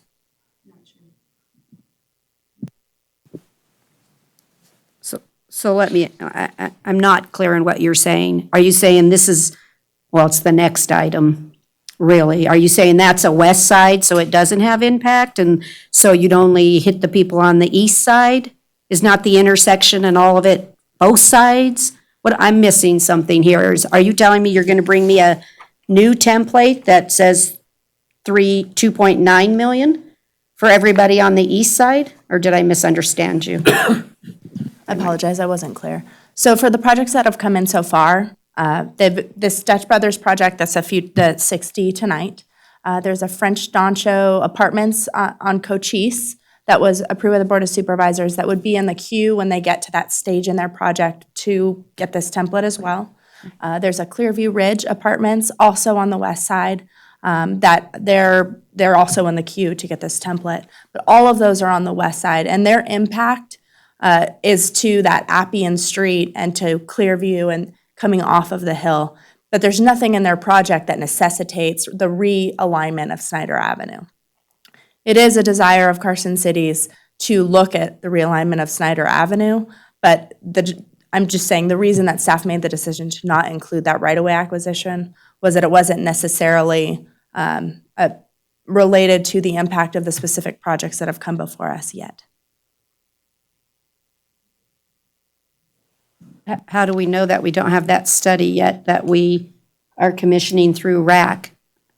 That may be part of my issue too, is are we putting one cart before another? And are you trying to say that if we don't approve this today, I cannot collect any money from Dutch Bros? Is that what the concern is?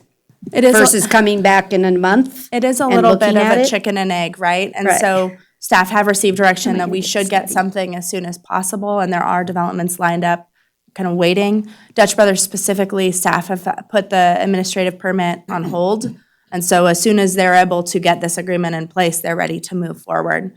So there is an urgency there with that project. With Clearview Ridge and with that Clearview Ridge is also waiting on the agreement.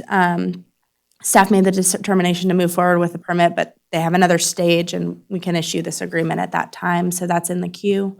And then that third project, the French Doncho, isn't there yet in the permitting process.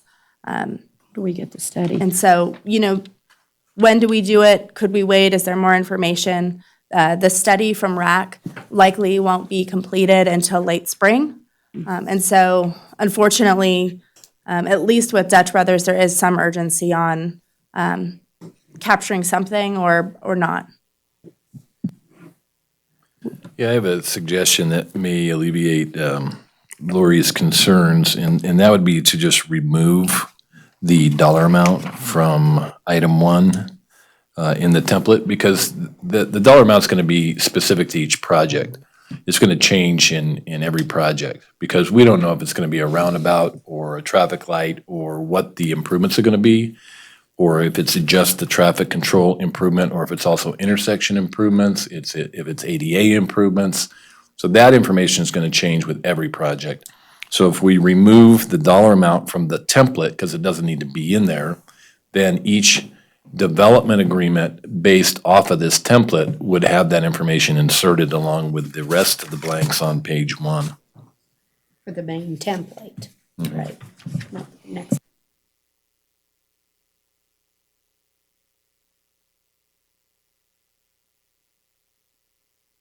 Maybe just as a point of a clarification, this item would be a template we would use for all developments, and you'd fill in that blank then based on each development, is what you're recommending. And then our problem will be the next item that's specific to the 1.2 for Dutch Bros, and we could talk about that separate.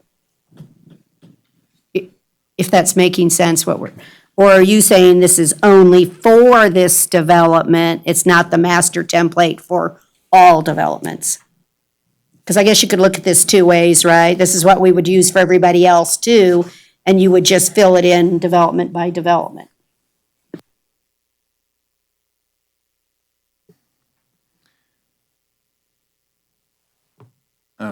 Todd Reese, Deputy DA for the record. As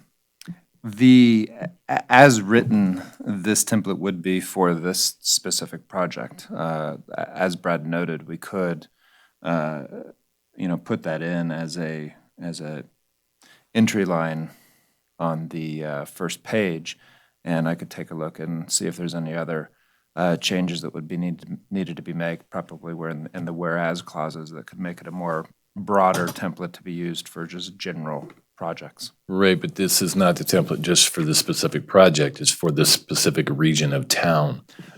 Correct. Right, because there's other tenants in this particular center that I assume will also be hit with some sort of a contribution. Okay, like Chick-fil-A and Panera and. That's correct. Staff have received direction that any project having a impact on this intersection should be asked to contribute their pro rata share. Right, so the dollar amount becomes irrelevant because the dollar amount will change in specific development agreements based on what the improvements are going to be. Sure. I think am I misunderstanding this? What they're saying, the template is, I'm going to give you your pro rata share of $1.2 million. So based on your amount of impact to that $1.2 million, each of them get a different dollar amount, but the gross dollar amount is $1.2 million. And that you were not planning on changing that for Chick-fil-A or Panera. It was going to be $1.2 million. But that's not true. This is a template. Like, we're confusing a template with a development agreement for specific projects. This is a template. The dollar amount is irrelevant because the improvements for every project will be inserted based on the required improvements and the cost estimates at the time that comes in front of us. This $1.2 million today is going to change 6 months from now by be $1.25 million or $1.3 million. Are we going to keep changing this template every 6 months to keep up? It should just be blank, and we should insert the dollar amount based on the scope of work required and the current estimates at that time. The pro rata contribution will change based on the percentage of trips in their traffic impact study. The 1.2 million is not anticipated to change unless or until the project changes. We're confusing a template for a development agreement with the actual specific development agreement that will come in front of us for each project. This is a template. Leave out all the names, leave out all the dollar amounts.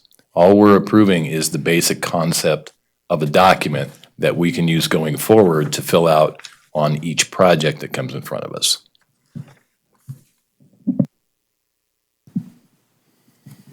Okay.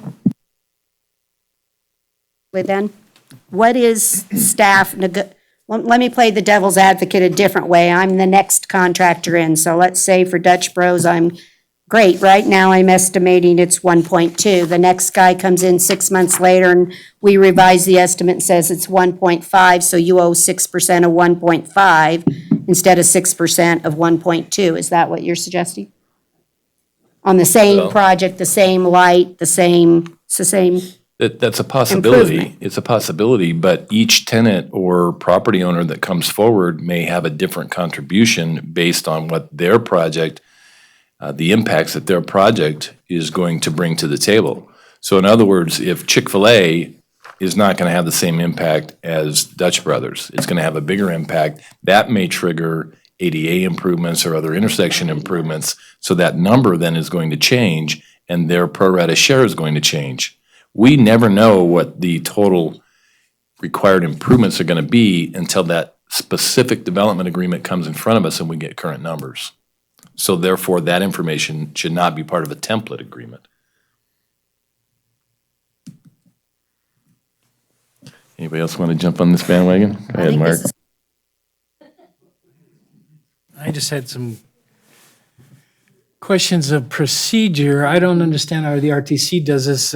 It seems to me it's a planning development.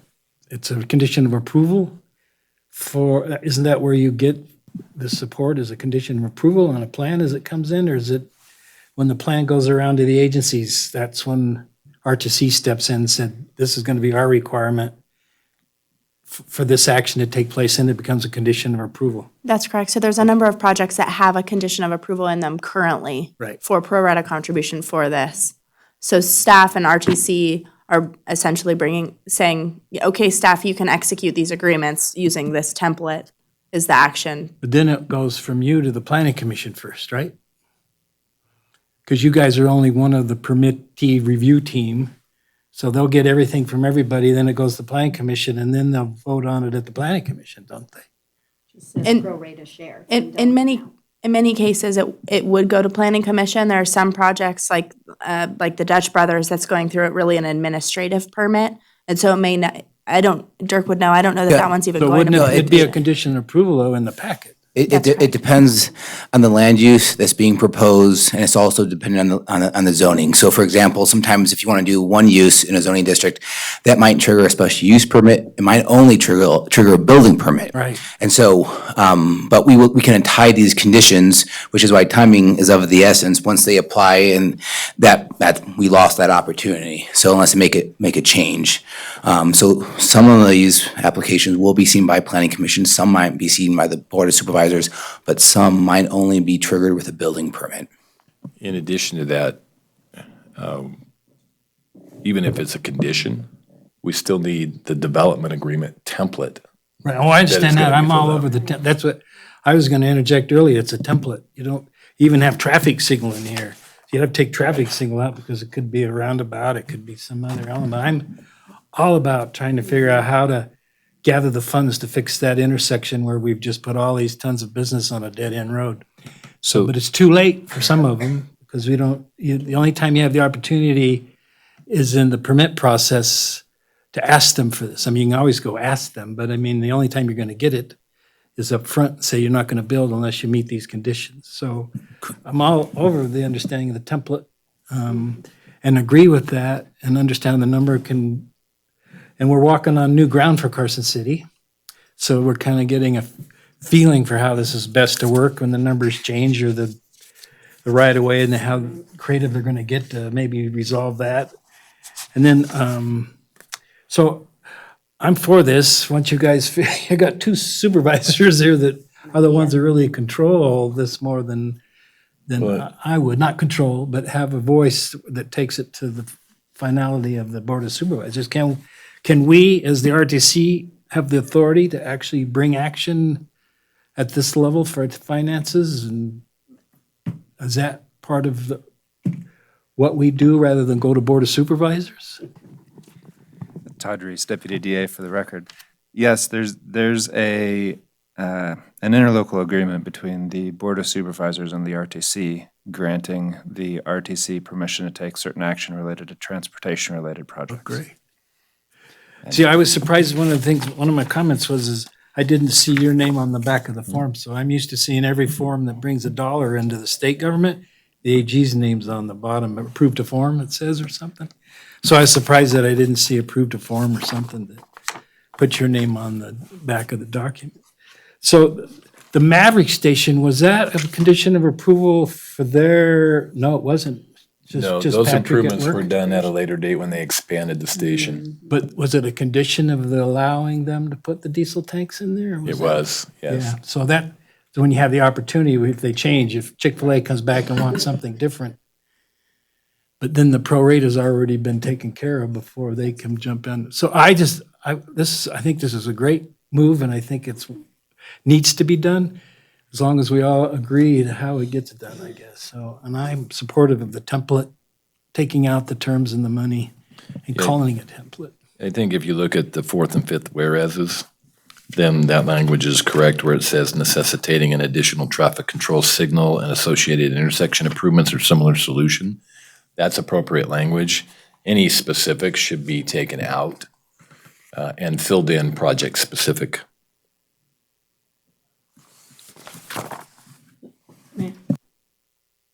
So maybe a thought is I think that we're all in agreement that creating a master and a template is the right method that we're going down and what we're trying to accomplish.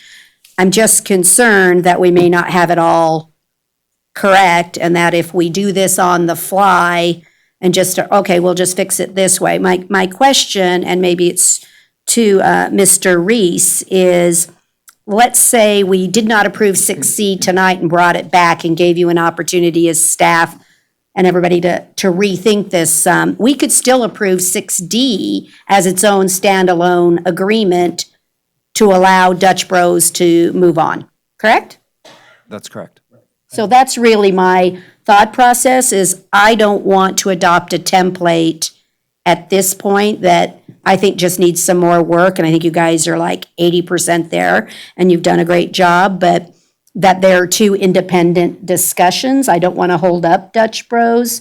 They have agreed to make a payment, things like that. And that was what we had at the moment in time when we negotiated that. But I think we should just take a moment and a step back on 6C and let everyone take a deep breath and double check and make sure we're getting the details right. It's just a thought we could move 6C to a future agenda item and then we could still work on 6D.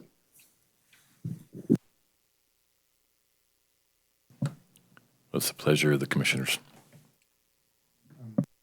I have a comment that's not directly related to what you guys are talking about in terms of the dollar amount.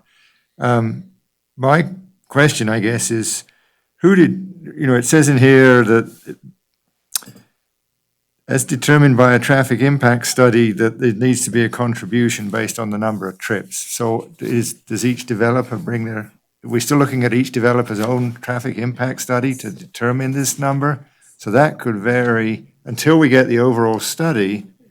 That could be whatever, right? We're not maybe talking apples and oranges. That's correct. Every project, they necessarily have to provide a traffic impact study showing their contribution to the intersection.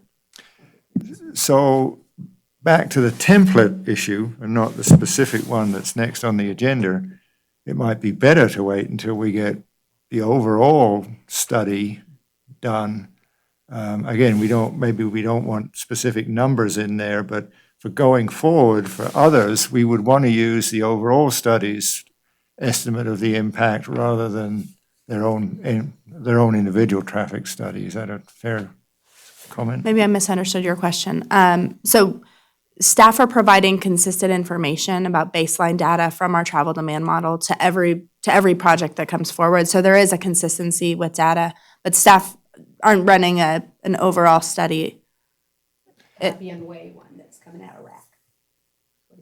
You're Right. referring to the RAC study. Yes. Yes, that's correct. Once we have that, we should be using that. Sure, that study's more of it's not a traffic impact study per se. It's more looking at operational improvements in South Carson Street. So it's a little bit different than a traditional traffic impact study done with a project. So I have another question with regard to projects coming forward at a later time. Do those, or can they be conditioned for specific improvements? I mean, for example, curb gutter sidewalk, ADA compliance was mentioned. Above and beyond their frontage. And because I'm sort of going back to, well, we're using a certain number for the next item, 1.2 million, and a percentage of contribution necessary to pay for that specific project impact.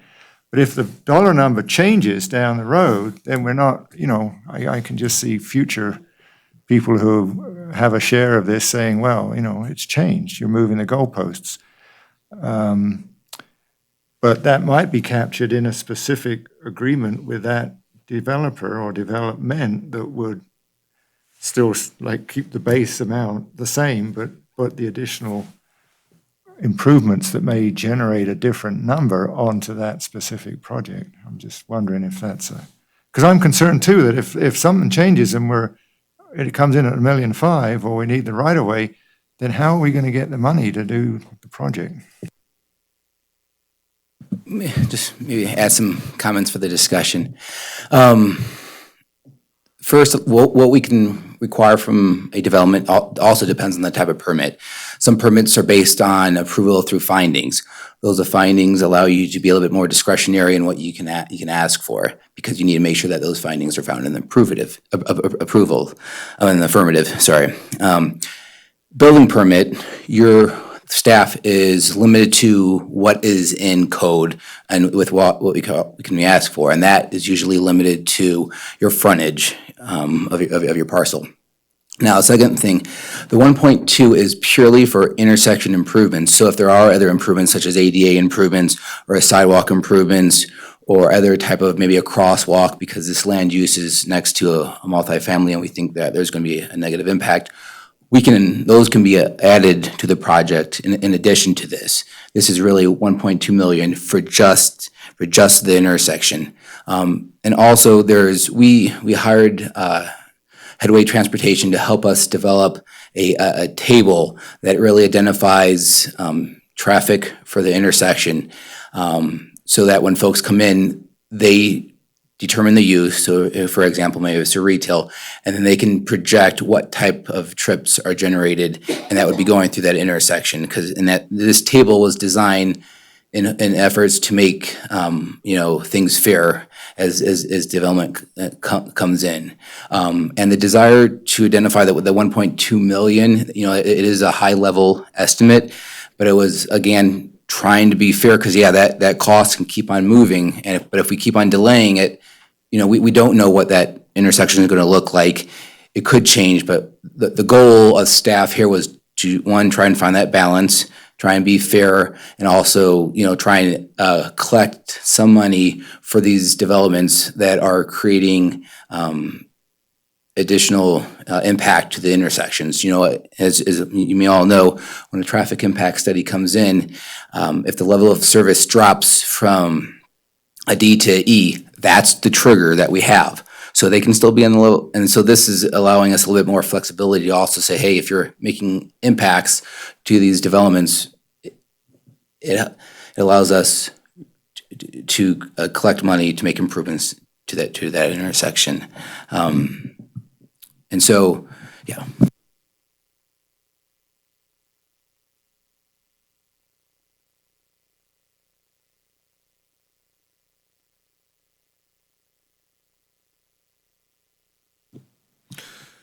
So one thing I'm struggling with is a couple of things. One is, as with you, the difference between the actual construction costs and all the ancillaries. Somebody at some point is going to get stuck with holding the bag on that. And it should not be the city. The other thing too is you can have a piece of commercial property and it can have myriad different uses within the zoning code, which will all generate different traffic impacts. So it seems to me the only fair way to really do it is to do it the pro rata based on, say, the size of the property. Because then it really kind of levels the playing field with all the properties that are adjacent to this, say, this particular improvement, for lack of a better example. That way you don't have, you have Dutch Brothers, let's say, for example, coming in and their pro rata share is what it is, and it's based on it being a drive-through facility, right? If you have the guy next door that's going to put in a real estate office, he's not going to have near the traffic impacts. So, and there's no way of knowing who's going to go where now, right? I mean, we drive all of our collective people crazy trying to figure out what's going to happen. So that's why I'm just throwing out that maybe it's just based on the parcel square footage, let's say. It's 53 cents a square foot for, to develop that traffic signal. The other thing that I'm concerned with is the timing of when this goes in. Chaz is right, it could go up a lot, if it's not done soon. It's at some point it's going to be a moving target, no matter what we do. We do the best we can, but I think there are some things that we can do to make it a lot more equitable. So those are my thoughts. Somebody want to try a motion? I will.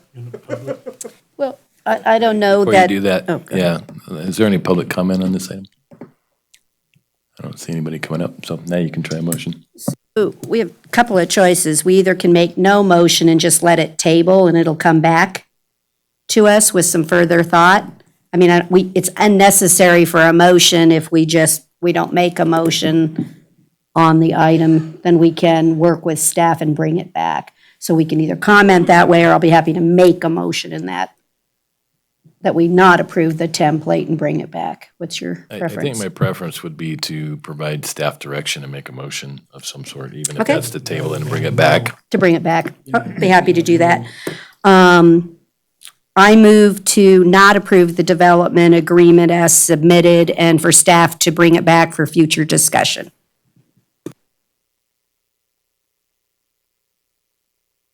Do we have a second? Discussion? Somebody want to second it for discussion so we can figure out why we're not getting a second? What's going on? All right, I'll second it for discussion. So if there are objections to that motion, please let us know what they are. I don't want them to be given a blank blackboard. I want a lot of what's in here to be used rather than send it back to staff. I want it the better direction that there's agreement for a good part of this at least, but not to give them back to start the whole process over again, trying to figure out what we all want. I think the discussion on the record tonight told them what the directions were, but I can add that, pursuant to today's discussion. If you're just thinking it was a blank, because it wasn't that. I mean, it's based on That's your discussion. opinion, Yeah. I I mean, if you need based on tonight's discussion or something, I don't mind adding that to the motion. Corey, that doesn't answer my question, but how necessary is this template to move to the next item? It's not. So how necessary is this in a timely way? How many permits are coming here in the next month from that piece of town that we need to be timely with the template that could change for each different application? The benefit of the template allows for a quick response from the city. As many of you know, when development comes in, time's always essence, and we can never be quick or we can never be fast enough with giving an approval. And so the template was our way of trying to be ahead of the curve and try and get there quicker. Without the template, we can still bring these before you. There's a delay to development. So, No. Based on the discussion, staff can bring the item back next month. The notes that I took, just to summarize, were that some of the additional detail is probably not necessary in the template. And myself and Mr. Reese would go through and make sure, and some of the whereas clauses, and making sure that if whatever we take out, that we're consistent, and we can bring that back next month if that's the desire of the board. Okay, that's the feedback I need. Thank you. Any additional discussion? I Greg? I still think that maybe the methodology for determining a pro rata share needs to be looked at. Just because, like I said, especially in a commercial setting, that it could just be wickedly different with the same zoning, and somebody who's opening a real estate office shouldn't have to pay for the same impacts that, say, Dutch Brothers or Chick-fil-A, Let's try this. Let's go through one at a time and provide staff direction. In order to do that, I would ask the motion maker to withdraw her motion, and then we can revisit a motion after everybody's provided staff direction. I'll withdraw my motion. And I withdraw my second. So Greg, we'll start with you. If you want to provide staff with direction on what changes you would like to see to the template, then I think that will fine tune some of the discussions so that we can move forward.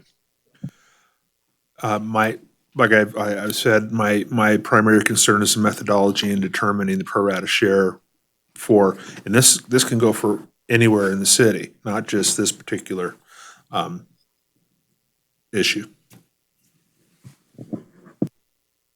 I believe that we need to develop a standard for what costs are in or out. And so I was concerned we were leaving the right-of-way purchase costs out of the figure. So I want all costs included and then determine the appropriate share that would be particular to the individual properties. But I think all costs should be included in the discussion, because otherwise the project will never happen. Does every development require a vehicle miles traveled? Do you do a traffic study for every development? The methodology that's used for the pro rata share currently to calculate, like the Dutch Brothers in the next item, for example, is the developer hires a traffic engineer, and they use inputs provided by the city from our travel demand model and known counts that the city has paid for in that area specifically of turning movements and specific volumes from this summer and fall. And then they add on their project estimates based on their traffic engineer of what the impact will be and where their traffic is coming from, and when, if it's a coffee shop in the morning or if it's an office, office hour, those types of things.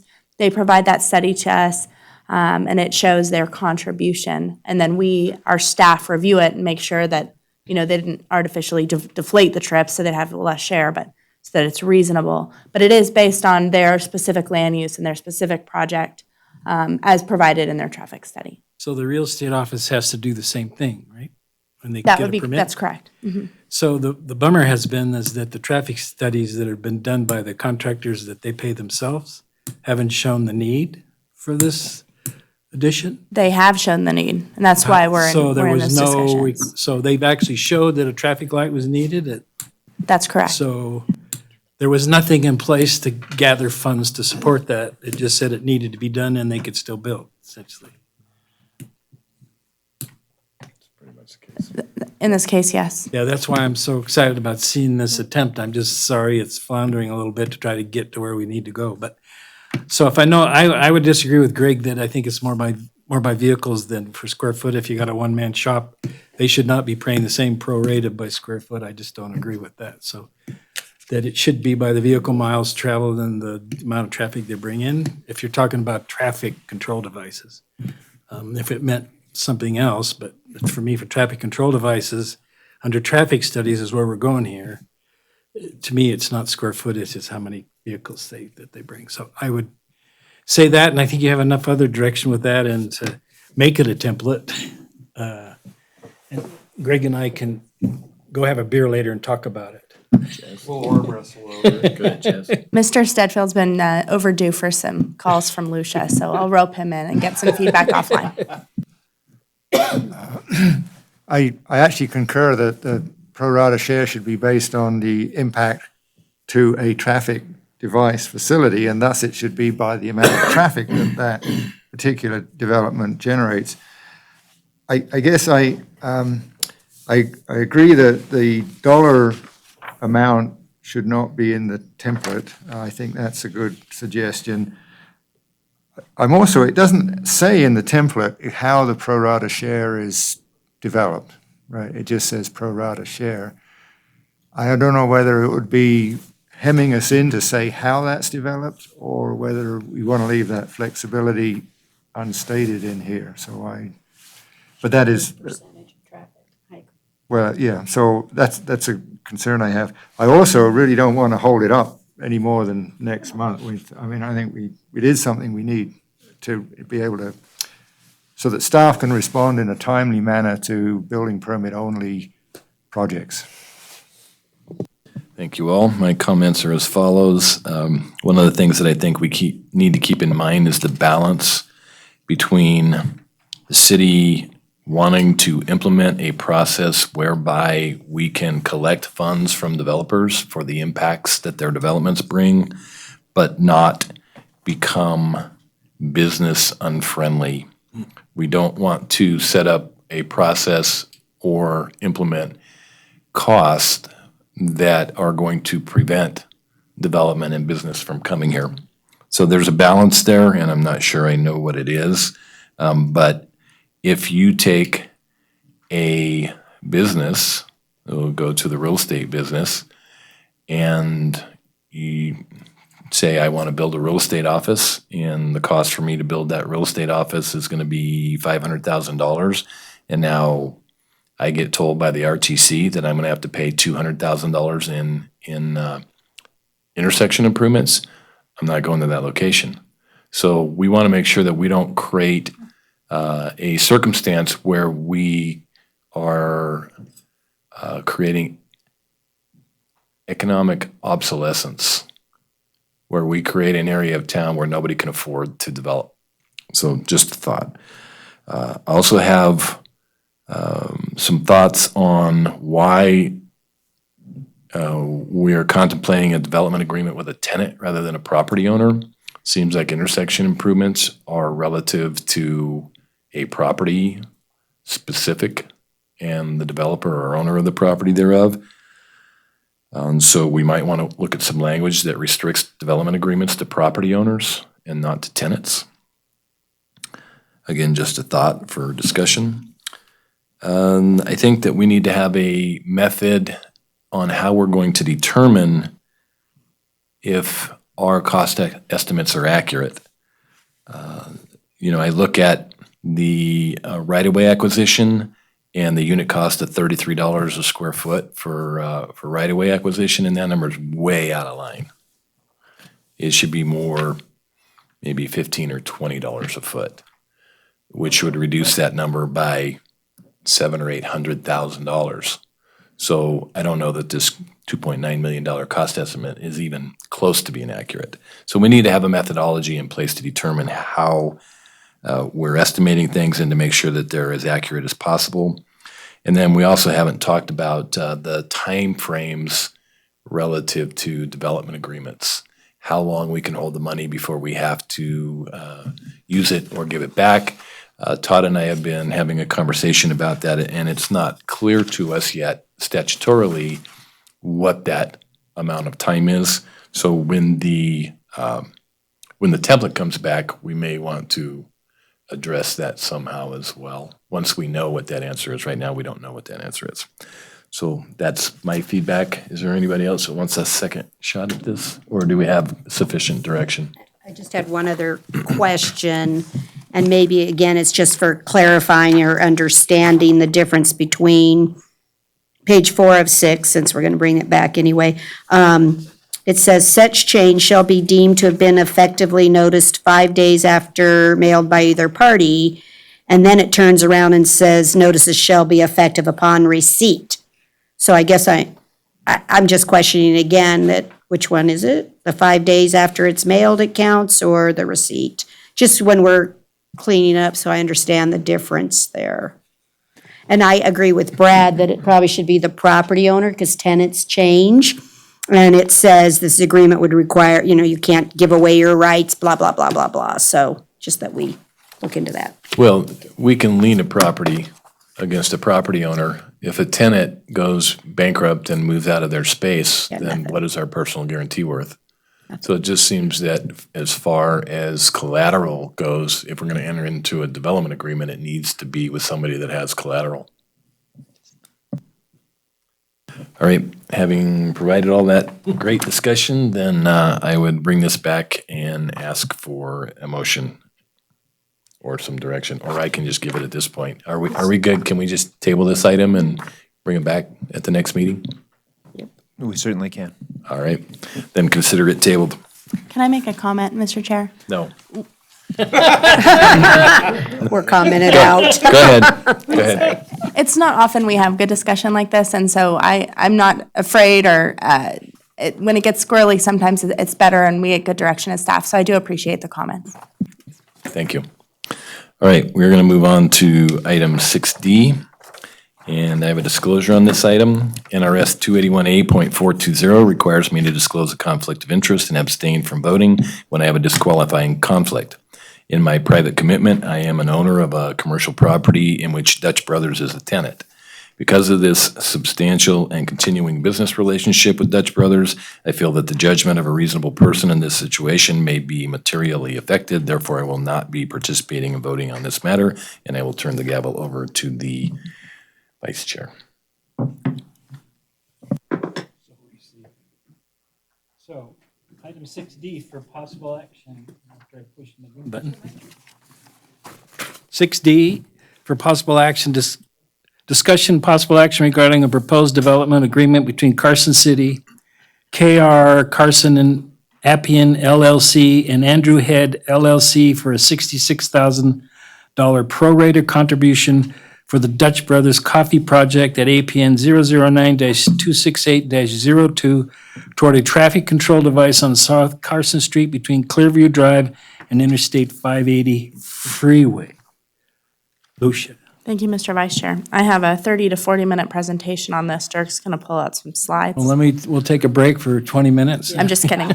So I won't belabor some of the topics that we previously discussed, but I do want to highlight why we're bringing this separately and the differences between this agreement and the template that was heard in item 6C. This agreement was requested by the Dutch Brothers Coffee Development to include the tenant. You'll notice on the template that staff originally had and the comment we received, it was between the city and the property owner. In this instance, they have requested we include the tenant, and that the tenant would serve as the payee should the cost of the project be less, and should there need to be a refund. They've directed staff that it would go to the tenant as noted on page 1. If you go to packet page number 58, page 2 of the agreement, there is an additional whereas clause. It's the third clause on packet page 2. Specifically, it's the agreement amount that they've entered into. The developer requested that there was a specific whereas clause for their amount that was not in the template in item 6C. At the bottom of that packet page number 58, you'll note there's language payable to tenant. Again, that wasn't in the template. And then packet page number 59, there is at the second line, ends with directly to, and then on the third line it says the tenant. Again, that wasn't in the template. If you turn the page, clauses 7, 8, and 10 also reference the tenant, and that those are the changes between this agreement and the template. Subsequent to the packet being prepared, the developer did contact Mr. Reese and asked for one additional change that I would like to read into the record. In clause 2 on page 2 of 6 of the agreement, it currently reads in the packet, the city shall place the funds for the pro rata share contribution to the traffic control device. The requested change from the applicant was the city shall place the funds for the pro rata share amount for the traffic control device. And so should a motion be made, staff would request that it include that one change as presented on the record. Sure. So instead of contribution to, change it to amount for.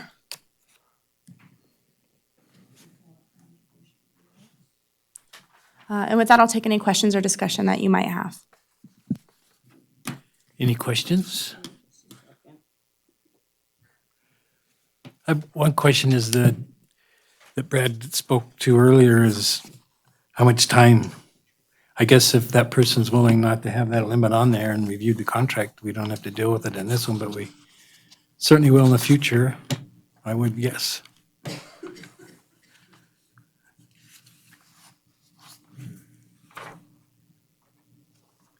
That person isn't in the audience, is it? Nope. So if that'd be my only question, but I don't want to slow this down or stop it. Yeah, sure. So I feel very conflicted, just to say the least. There's two different issues. One, I think that the city negotiated with this particular property owner and tenant. So I feel conflicted to not stop their project because we negotiated a price. I'm unhappy that we did that, but I still feel somewhat obligated to not hold up his building permit and his project because of the timing of this. And so the question for us is to say, all right, is $66,000 an appropriate amount? His is fixed forever. So one of the things I look at that I will not approve this then with the title. So if we're already indicating, because it says South Carson Street Traffic Light Development Agreement, I don't want anyone to assume, or what I want on the record is that no future developer coming in on that project for that light assumes they get this same answer. That's all I'm concerned about, and that's why I'm hesitant the other way, right? Because here comes Panera Bread, or here comes this guy. They're gonna want the same deal that Dutch Bros got on that million too. So long as we're getting on the record, it's not. This just happens to be the first guy that came to the table to present it, and that's where my dilemma sits, is do we approve this one and just call it Dutch Bros Street Traffic Light Development Agreement, so that it's specific only to him and that we recognize it's only his? Todd Reese, Deputy DA. We could, in this particular agreement, we could probably just strike out South Carson Street Traffic Light and just call it a development agreement. And I can't speak for the developer, of course, but in conversations with them, I don't anticipate they would have a problem with that. I just feel strongly it needs to be clear it's for him only. I don't want to give any false impressions to any future people. Yeah, I agree with Laurie on that. I think we need to, I think this is the best we can do at this time, giving the information we have and the status of the whole process for this particular applicant. And so with that in mind, I think we need to make it clear that it is just for this particular development and developer and tenant. And if we make that clear, then I think I'm okay with this.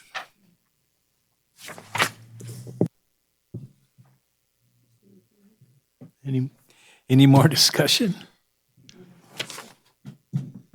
Yeah, they're getting a deal. That's how I feel. I mean, we're already behind the power curve on this whole issue. I don't know what else to say. It's hard for me to summarize that. I understand what you're saying, but if you don't act now, and for the reason that you didn't act before, then it's one of those kind of just a bad situation that we're trying to improve on. And you have a willing partner that's stepped forward with Dutch Brothers, and a lot of times probably been working with them to come up with this negotiation, and that's part of what this process is. There's some negotiation going on. That's why it's going to be hard to get firm numbers all the time, because there's negotiations that come into play. Well, and the other thing too is, it's all fine and dandy to change the name of the thing, but anybody that's savvy is going to know what happened and is going to know what the deal was and expect the same thing going forward, regardless of how we title it. Well, So we're the body that come and talk to when it comes to final approval. So that's why we have this system in place for people to come and speak to us after the negotiations, but nobody's in the audience for this one. But I think it's fair, and I think it's a great first step, and I'm 100%, other than the changing of the terms for the traffic light. I got one more question. Sure. I need to clarify once again, though. Let's start with this project, you believe will not require the purchase of right-of-way? At this time, with the information that we have, the project may or may not require the purchase of right-of-way. You didn't help me, okay. But I know, I appreciate your honesty. This is the best available information that we have, and we can make a signal project work without the purchase of right-of-way to meet the needs that they showed in their traffic study to that crossing at Appian, which would have a poor level of service after the project. And you find no way that this could be, well, let me ask different, no, I guess not. No way to go back if we have to purchase the right-of-way and get an amendment to get the differential in money, right? This is a one-shot, there's no other thing later that could pro rata go back to any other property. It's only at the time of a building permit that we can get this done. That's correct. Right. And for the record, I will say, I wish the applicant had attended this meeting because they would tell you that we've gone back and forth for months. They originally, they came back and said if it's more than 15,000, Carson City will kill the project.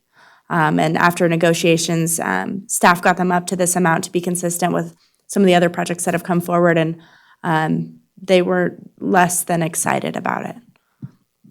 Well, like I said, I feel strongly that part of our problem is, and not through any fault of yours, and I'm not, that it's tough when we didn't already have a template in place so that you knew what you were negotiating with Dutch Bros.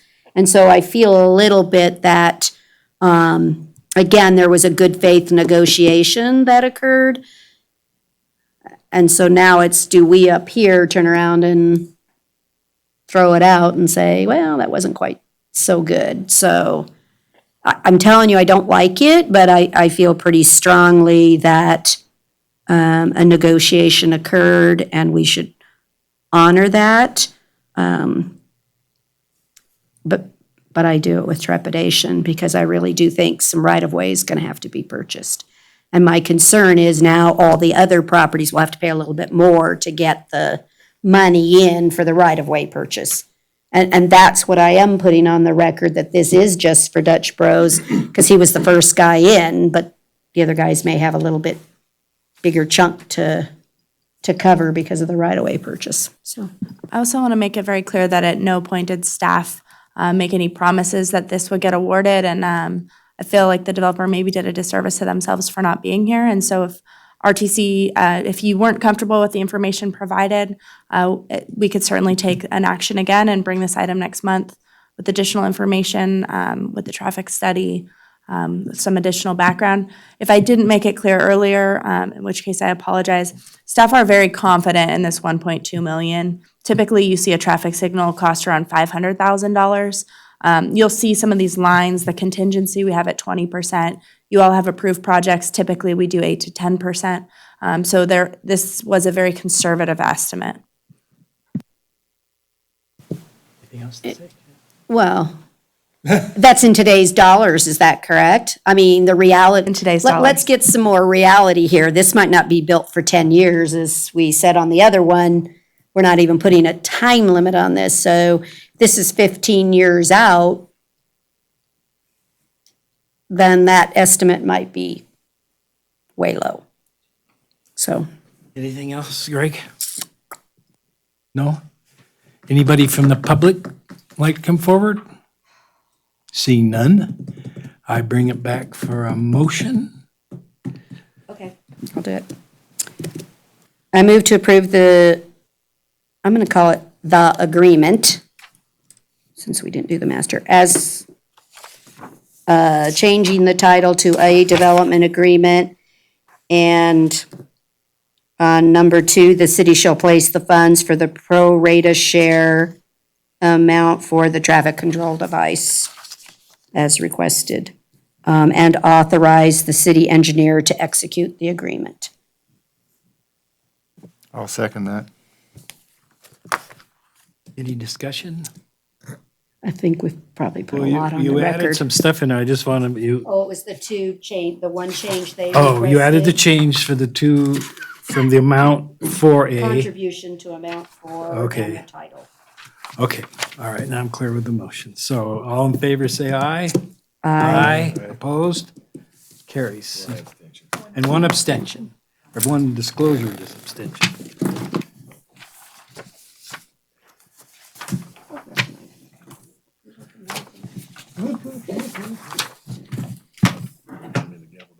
Oh, makes it official. Get rid of that. All right. I'd like to thank my vice chair for taking on that item. We are now on agenda item 7, internal communications and administrative matters, non-action items. We will start with the transportation manager's report. Thank you, Mr. Chair. 2 items I wanted to bring to your attention. One, there are 2 RTC member appointments set to expire in December of 2019. The applications are open for those 2 members if they would like to reapply, or for anyone in the public that would like to throw their name in the hat as well. And that can be done through the city's website.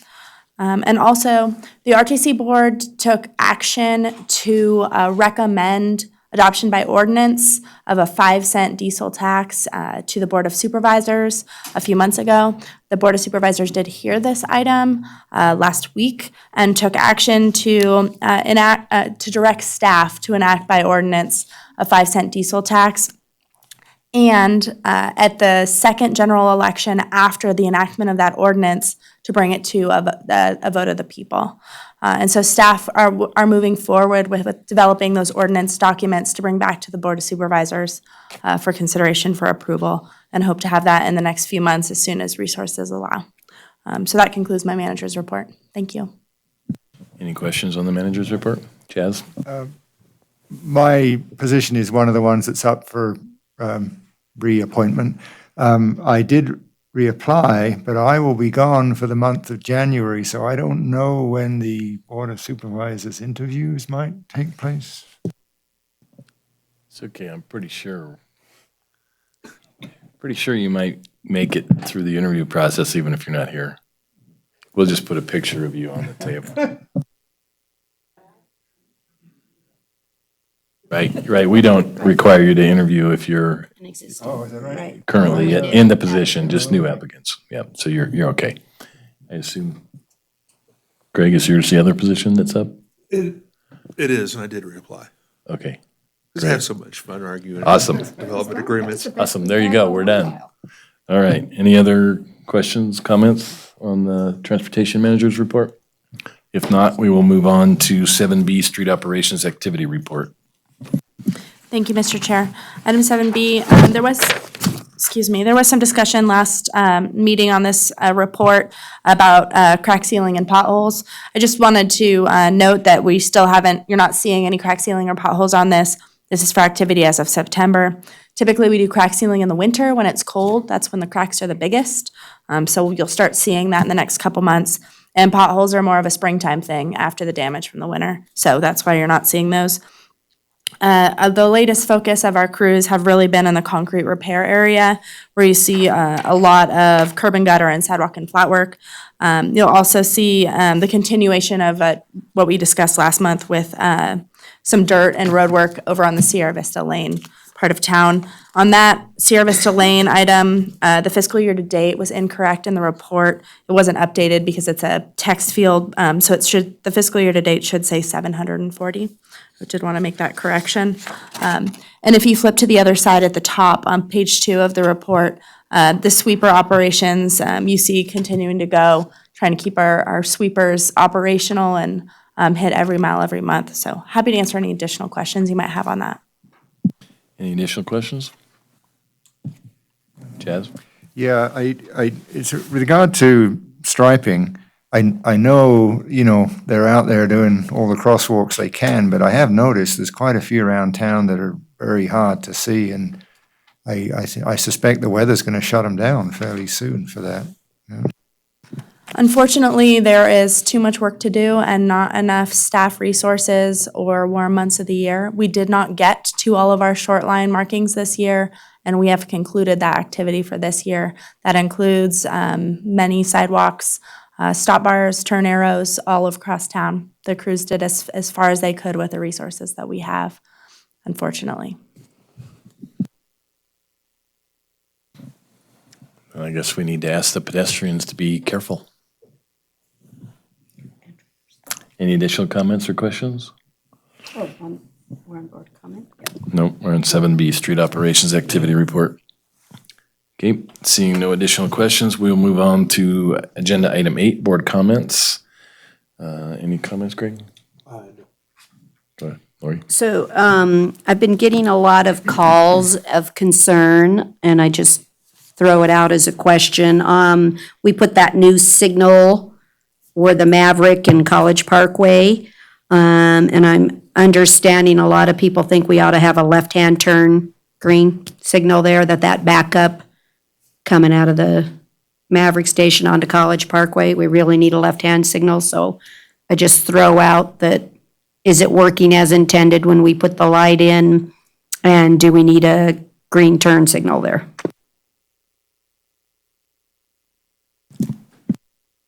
I have a comment from something I heard for staff and actually the board to think about. The 400,000 that comes from the diesel tax, the comment was like, well, that's not very much, but maybe we might get some potholes or something. It came negative instead of positive. Hopefully you reflect a nice positive message. It's wonderful we have that money, and that money is going to help us, and we're going to do this great part of your road system will be helped by that, rather than, well, it's so little that we hardly can do anything, but maybe we can do this. No, I'm telling you what I heard. No, I didn't point at you. You were looking at me, I was looking at you. Brad wasn't looking at me. So that's all. I'll just put a positive spin on that whenever you get a chance, and maybe think about how that positive spin can even come out. That thank you for that. Thank you for those tax dollars, and we're going to improve the roads in this system.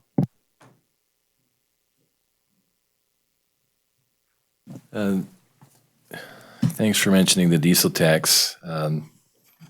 The articles that reported the board action to approve the diesel tax, if you went and looked at the comment sections, it was pretty brutal.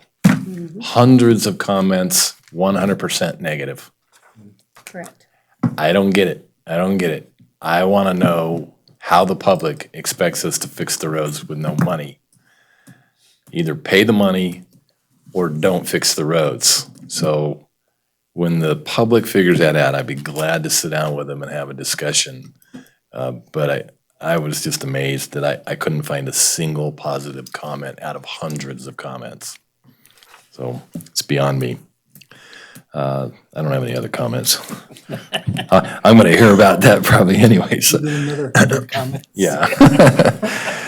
All right, moving on to agenda item 9, the next meeting tentatively scheduled for after the CAMPO meeting on Wednesday, December 11th, 2019, right here in this room. Yeah? You gonna be gone? What's that? Are you gonna be gone? No, Oh, okay. no, I was suppressing you on, sorry. Oh, okay. All right. Bring Christmas cookies. Agenda item 10, public comment, final public comment. Is there anybody who would like to come forward and provide us some interesting public comment before we adjourn? I don't see anybody taking me up on that, so agenda item 11, we are adjourned. Thank you all for participating. I want to thank staff and the commissioners for the really good discussion we had tonight. Thanks.